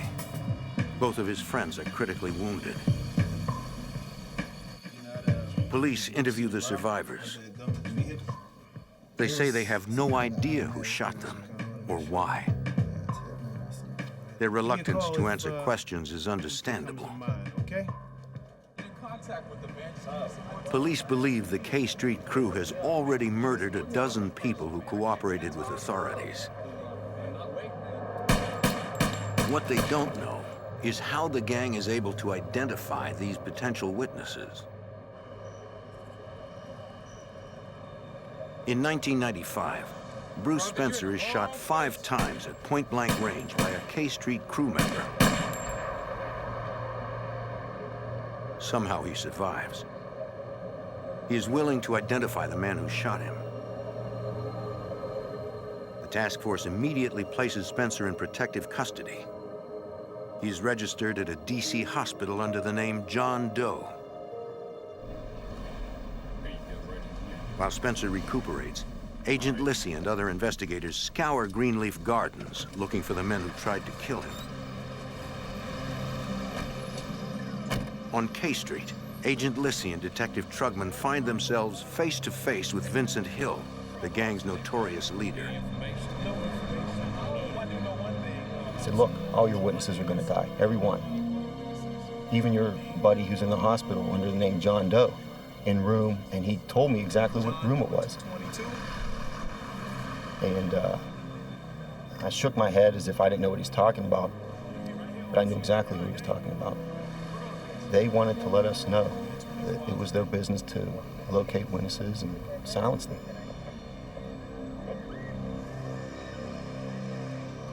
Investigators are even more determined to protect their witness. But word of Hill's threat reaches Spencer. Fearing for his life, the witness refuses to help investigators. I'm through, man. Everything's working out. Come on, it's not. The task force is frustrated, having lost another battle in their war against the K Street crew. In the 1990s, Greenleaf Gardens in the southwest section of Washington, D.C., is a neighborhood under siege. A gang calling itself the K Street Crew has claimed the housing project as its base of operations and turned it into a killing zone. Metro Police, working closely with the FBI, struggle to link the gang to a rash of killings. Investigators know it will take more than individual murder convictions to stop the widespread violence. They need a strategy that will take down the entire gang. The Joint Task Force decides to use RICO, a federal racketeering statute that will allow them to prosecute the K Street crew as a single, corrupt organization that sells drugs and commits murder to protect their interests. Homicide detectives re-examine dozens of cold cases, cases that were once attributed to the random violence of the projects. They search for anything that will link the K Street crew to murder, according to Detective Tony Brigadini. Some of the cases that we were investigating were 8 years old, 10 years old. We would have to go back and research case jackets, try to find evidence that had been collected 8 or 10 years earlier, try to locate crime scene photographs, things of that nature. Yeah, here it is. See this car? Is that the same car? So, in trying to build a strong case, we were dealing with very little information. In the meantime, agents launch a covert surveillance operation to gather evidence on the gang's growing drug business. Special Agent Vince Lissy. We wanted to show the conspiratorial nature of these guys, how they operated on the street, how they took turns selling drugs, who supplied who. And we thought that if we could have undercovers introduced to the group, that we could accomplish this. FBI agents set up a stakeout in an apartment overlooking K Street. The landlord offers it to them free of charge. Like most of the residents of Greenleaf Gardens, he's sick of the drugs and the violence. We got some camera equipment, video, and still photos, and we would sit up there and watch them and try to get the people on K Street's patterns down. We would see Vincent Hill out there and see how he operated. Investigators watched the area for weeks. Once they've established the gang's patterns, they develop a plan. Most of the drug transactions on K Street are conducted with buyers in cars. To get closer to the dealers, they'll need a vehicle. We decided the best approach was to use a pickup truck. We got the oldest, dirtiest pickup truck the FBI had. We bought some toolboxes and put toolboxes on the back of the truck to make it look like a construction truck. The truck is rigged with surveillance cameras and microphones. Two Metro investigators, Joe Abdallah and Jim Scheider, are recruited from another precinct. As outsiders, they will not be recognized by gang members. They will pose as construction workers to make drug buys. Metro investigator Joe Abdallah.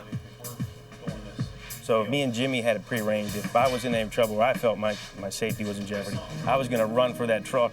And depending on the situation, Jimmy was going to take off with me jumping in the back of that truck, or he would get out with his firearm. The main target of the surveillance operation is Vincent Hill. The undercover officers expect they will have to make several buys before they can make contact with the gang leader. 5 cars carrying 2-man teams form a perimeter around the neighborhood. They stand by on their radios, awaiting Lissy's orders. We had all this in place. We had the cars situated throughout the neighborhood. And we said, okay, let's go, let's try it. Nobody moved until I said something. As the officers attempt their first undercover buy, Jim Scheider knows he is heading into dangerous territory. As soon as we turned the corner, my heart started racing. We knew that there was no turning back at that point. Abdallah and Scheider look for a dealer, any dealer, to buy from. Then on a street corner, they spot Vincent Hill, flanked by his lieutenants.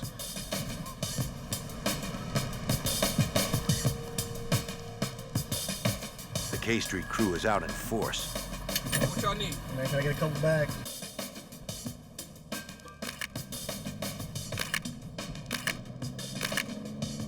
Abdallah doesn't think twice.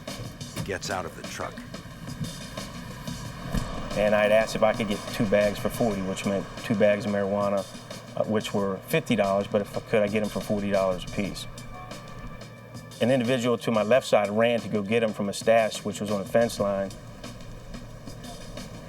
And Vincent Hill said, "No, you'll take 2 for $50. I put the money down, and then I walked away. The surveillance team documents the entire transaction. They now have the leader of the K Street crew on videotape, personally selling marijuana to undercover officers. Joe walked from Vincent Hill the first time, and we said, wow, this is too easy. Within 30 seconds, the deal was done. Jim and Joe rolled back to the office, and we were just amazed. The task force has been prepared to wait weeks, even months, to make contact with Hill. But it happened in less than a minute. The FBI presses their advantage. Over the next 6 months, they continue to buy marijuana directly from Hill, gradually increasing the quantity. He approached me and we worked out a deal financially. Each time, the sale is carefully photographed. He was there. He never touched the drugs. Through the undercover buys, investigators discover that Hill controls everything that happens on the block. This becomes clear when Abdallah and Scheider try to make a purchase from someone other than Hill. And we were getting ready to make a purchase. And there was someone hollering down the street. When we looked back, it was Vincent Hill. We went back down into the block, met with Vincent Hill and bought from him. And I think he had that kind of power in that block. For months, the buys go on like clockwork. Abdallah is doing more than making purchases. He's building a relationship. Slowly, he gains Hill's trust and tries to get information. I tried to get any conversations I could from him. And there were times when I'd try and draw a conversation from him where he would say, look, if the police come in the block, I have a place to run to, you don't. So tell me what you need, let's get it over with. And there were also times when I had a conversation with him about setting up weight purchases, or more than the $20 bag, what we would call wholesale quantities, like quarter pounds. Abdallah begins buying in bulk, moving from ounces to pounds. He tells Hill he is selling marijuana at the construction site where he works. There were occasions when he would actually front me drugs, which would mean he'd give them to me for free for payment at a later date. We had that kind of trust. And he even gave me good advice on when buying the weight. He would supply me with the smaller $20 bags. He gave me packages of those at some points, and he would tell me how to juggle it, or break it down and sell it in the quantities to my friends. And he gave me helpful hints on how to do that. For 6 months, the operation runs smoothly. Then, a routine buy puts everyone on guard. At one point when I made a buy from him, I got back into the truck and Jimmy was driving and I was in the passenger seat, and Jimmy said, hey, he's waving at you. And he was motioning like to roll the window down. So I rolled the window down and he said, hey, look, these guys over here, they're saying that your buddy's a police officer. He said, I know you're okay, but he said, those guys over there will kill you. Somebody tell me what's going on, please. Y'all know y'all can't play me like that, right? And it threw us off a little bit, and then when we started to leave, the guys that he was pointing to had like hoods over their faces and put their heads away from us. It does not appear to Abdallah and Scheider that Hill suspects they are cops. So they continue the operation.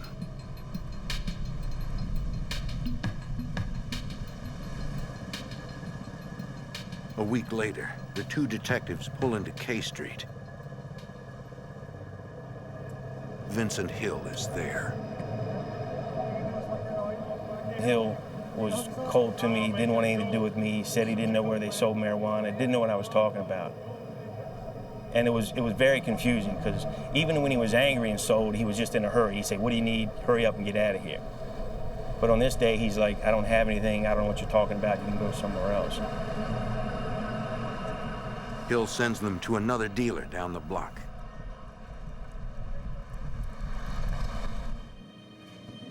That night, Abdallah meets the dealer in an abandoned house. The officer prepares for a confrontation. The gentleman walked into a vacant house, called me in. Safe up here.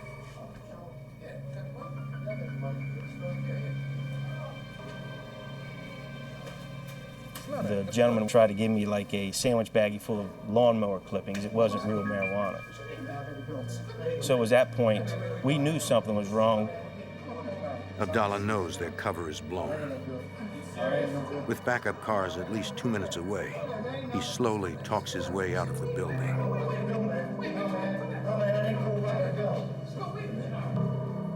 The undercover operation is over. After 6 months of drug buys, the task force still does not have enough evidence to put Vincent Hill and his gang in prison once and for all. Had we charged him with the drug conspiracy alone, it might have gotten them 10 years, maybe 5 years. And what's even worse, they wouldn't have been held accountable for all the violent crimes they committed. So we still needed to investigate the murders and the robberies and the kidnappings and all the violent crimes that were associated with that group. Investigators still have a lot of work to do. In the meantime, the streets rage with violence.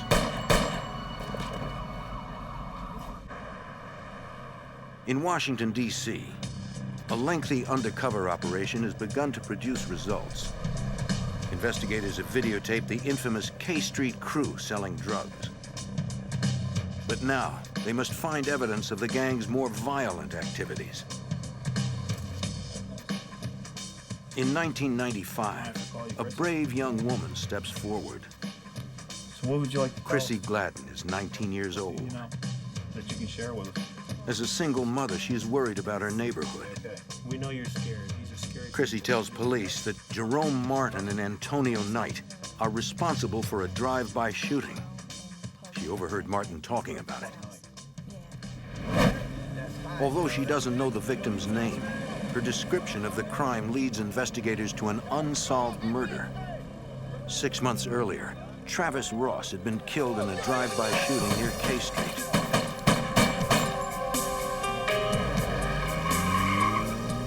Two of his friends were critically wounded. Chrissy wants to testify against the gang. She knows they are the reason her neighborhood is so dangerous. I just overheard a conversation between Jerome. Still, she's afraid. She tells investigators that if she speaks out against the K Street crew, they will kill her. Chrissy Gladden and 2 other women finally agree to testify, but only if the FBI places them in the Witness Protection Program. Special Agent Vince Lissy. We finally convinced Chrissy, as well as these other female witnesses, that we would work with them. We would try to keep them safe and make sure nothing happened to them. We stressed upon them not to tell people where they lived, not to take people to their new apartments. Chrissy's cooperation pays off. Crew members Jerome Martin and Antonio Knight are indicted for murder. Alrighty. Hold the slide up to your bicep. Lissy believes they have enough evidence to get a conviction. Even though one witness is recanted, 2 others, including Chrissy, are still willing to testify. It's not a big deal. The week before the trial of Jerome Martin, we're constantly re-interviewing witnesses, talking to them, getting them ready to testify. We want them to know what questions they're going to be asked if they take the stand to testify. And the week before, we had Chrissy in the U.S. Attorney's office. We got her ready. She pretty much knew what was going to be expected of her. She wasn't an eyewitness to the murder, but she did fill in certain gaps. Don't be scared. 4 days before the start of the murder trial, Vince Lissy receives a call from one of the witnesses. I'll set it up. She was frantic, screaming, crying, telling me, they killed Chrissy, Chrissy's dead. And I couldn't believe it. And then whenever I realized what she was talking about, it was like somebody punched me in the stomach. Agent Lissy drives over to the Southwest District.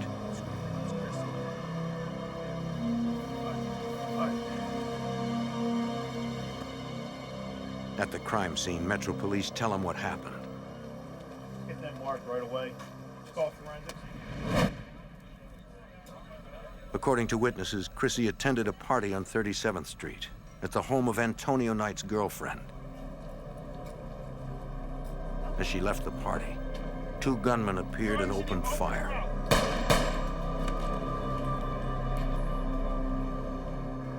By the time police arrived, Chrissy was already dead. Not surprisingly, investigators are unable to find a single witness willing to identify Chrissy's killers. The message from the K Street crew is clear. Talking to the police is a death sentence. Chrissy thought that everything was fine. She trusted her friends, she trusted the people in that neighborhood, thought she could go back there and nothing was going to happen. That was probably the worst I've ever felt in this job.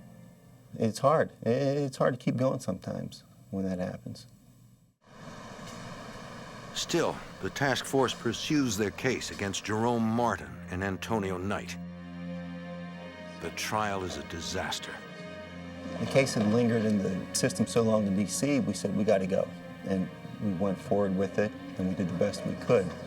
Some witnesses were just physically unable to testify. They were just distraught. But we went forward and we lost. Jerome Martin and Antonio Knight are acquitted due to lack of evidence.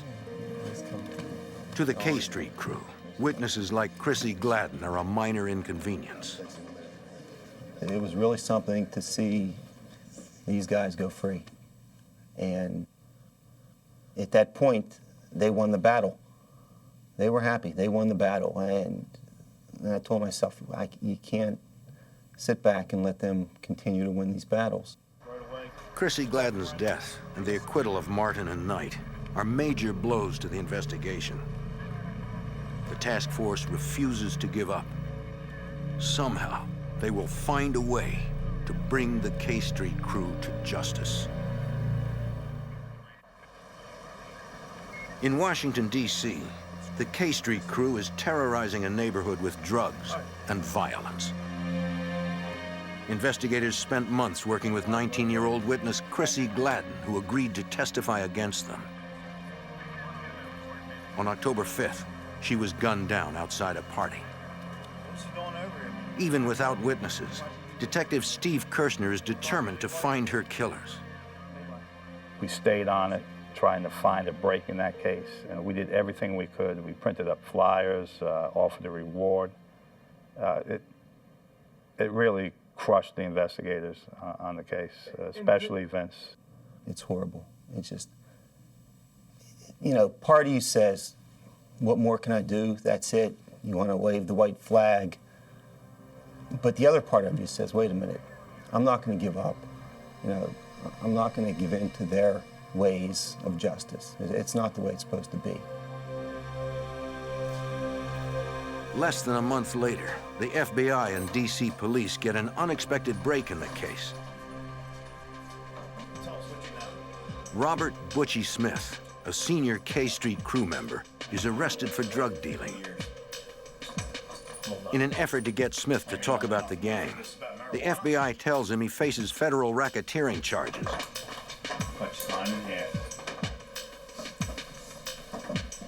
They're building a RICO case that will tie the gang's drug business to a series of murders. The tactic works. Smith finally agrees to talk. Tell us what you know. Smith reveals that the gang uses private investigators to identify people willing to testify against them. They also use the Freedom of Information Act to obtain court documents to target potential witnesses. Smith gives investigators leads on several unsolved kidnappings, shootings, and murders, according to Metro Detective Tony Brigadini. He had very specific, protected information of the crimes and the business dealings that the members of the K Street crew participated in. Smith specifically mentions a triple homicide that his nephew, William Sweeney, told him about. Sweeney, along with Sam Carson and James Montgomery, are fellow members of the K Street crew. Smith said Sweeney and Carson were in Las Vegas when Ryan Pierce, another drug dealer, won big at the tables. The two men decided to rob Pierce when he returned to D.C. On November 17th, 1996, Sweeney, Carson, and James Montgomery waited outside his home.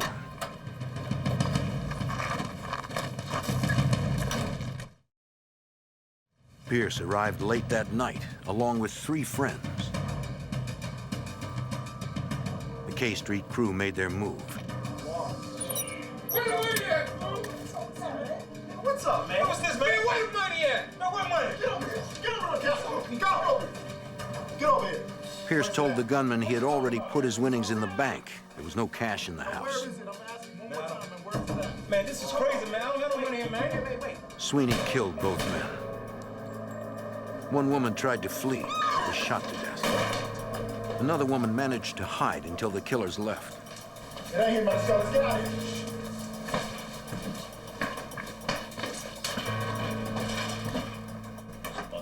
According to Butchie Smith, the K Street crew usually kills people in response to a threat.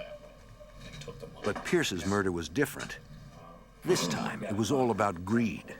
My nephew, Sweeney. Investigators hope that Smith's inside information is the break they need to finally bring down the gang.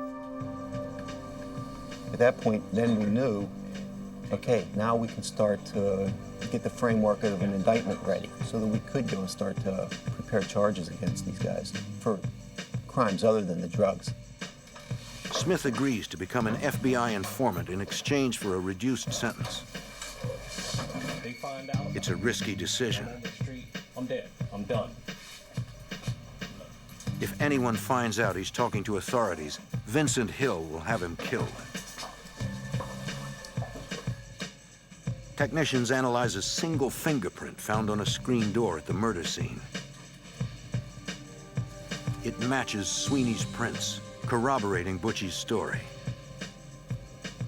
What also helped us was we got William Sweeney's cellular telephone records. And some of the people working the case began to go and investigate that.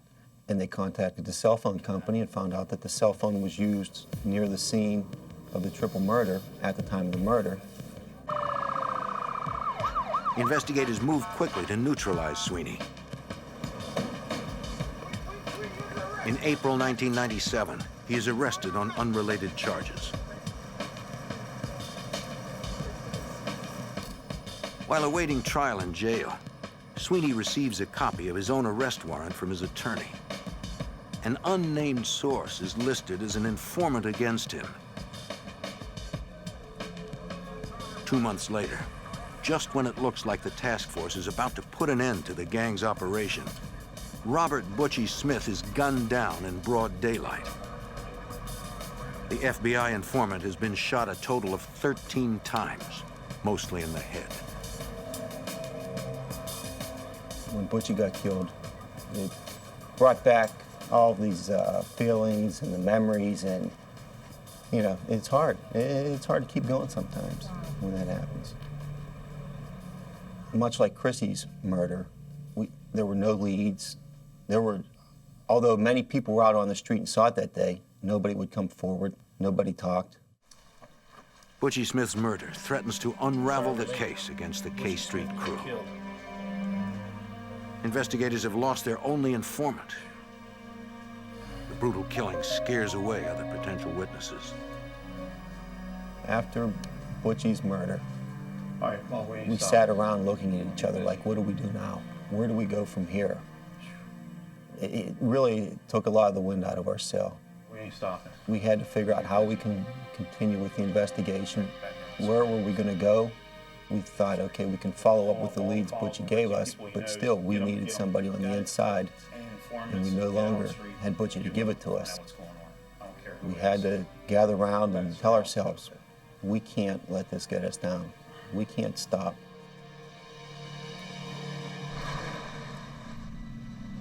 In 1997, the FBI's case against the notorious K Street crew was in trouble. The only informant had been murdered, gunned down in cold blood. Other potential witnesses are terrified they'll meet the same fate. Before he was killed, FBI informant Butchie Smith told investigators that James Montgomery was one of the men responsible for a triple homicide.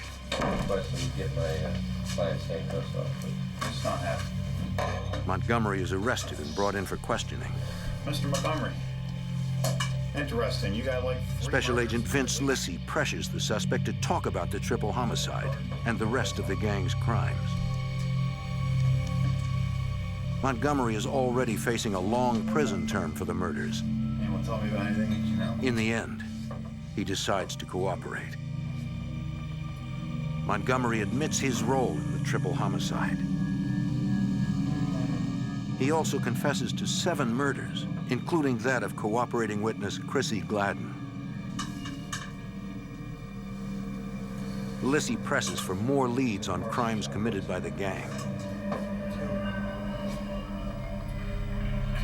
Montgomery reveals that crew member Sam Carson killed informant Butchie Smith.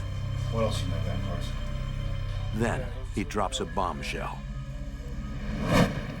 He told me, "Do you remember when the 2 girls got killed?" And I asked him, "Which 2 girls?" And he said, "The ones back in the early 90s. I knew exactly what he meant. Montgomery is referring to the unsolved murders of Teresa and Tarita Lucas. And he began to tell me about it, and I just couldn't believe it. What do you want, Sam?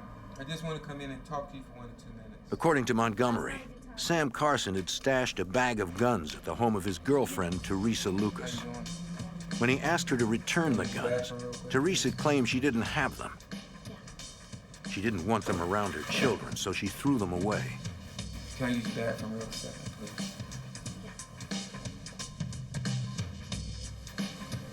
Carson was furious. He decided to confront Teresa one final time. Carson hid his handgun in the bathroom.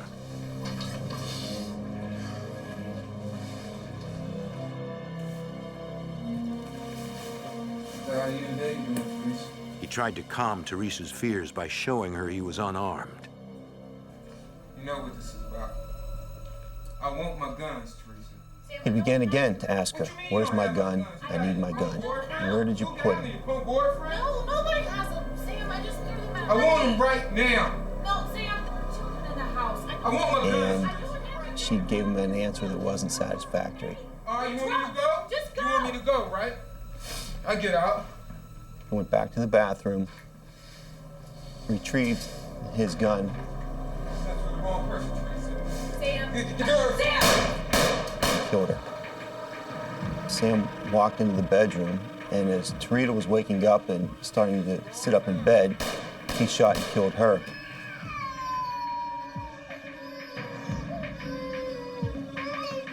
According to Montgomery, Carson got rid of any evidence that linked him to the crime scene. Took his time. When he was satisfied that he had removed any photos, wiped all his fingerprints, he walked from the apartment, got in the car, and left. Investigators asked Montgomery how the crew had discovered the identities of 2 undercover police officers, Joe Abdallah and Jim Scheider.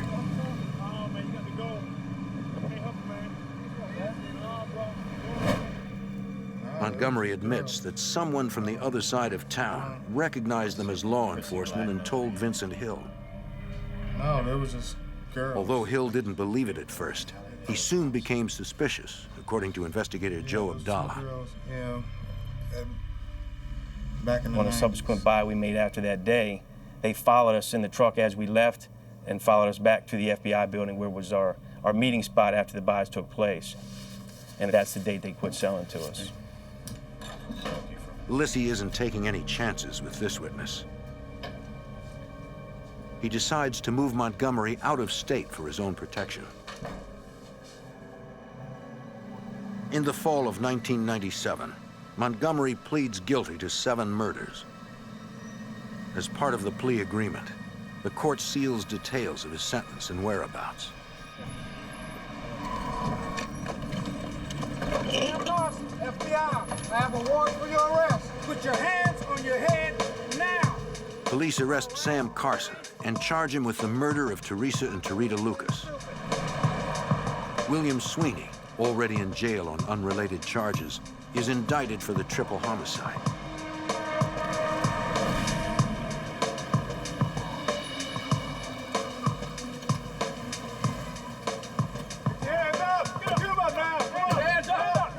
With Montgomery safely hidden, law enforcement begins to dismantle the K Street crew's infrastructure. Jerome Martin, Sean Coates, and gang leader Vincent Hill are arrested in the summer of 1998.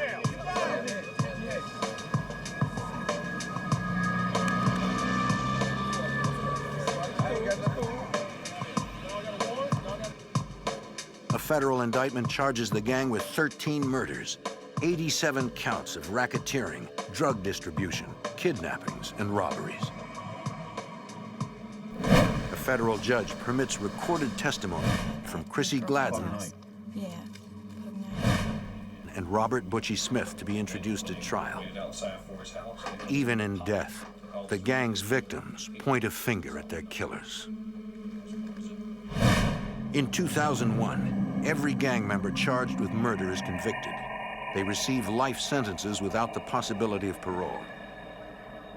Gang members not accused of murder plead guilty to charges ranging from kidnapping to drug trafficking. There's no doubt in my mind that if these guys stayed on the street, they would have continued doing what they were doing. That was their life. They knew how to sell drugs, how to rob people, how to kill people. Thanks to the tireless efforts of both the FBI and DC Metro Police, K Street is now a safer place to live.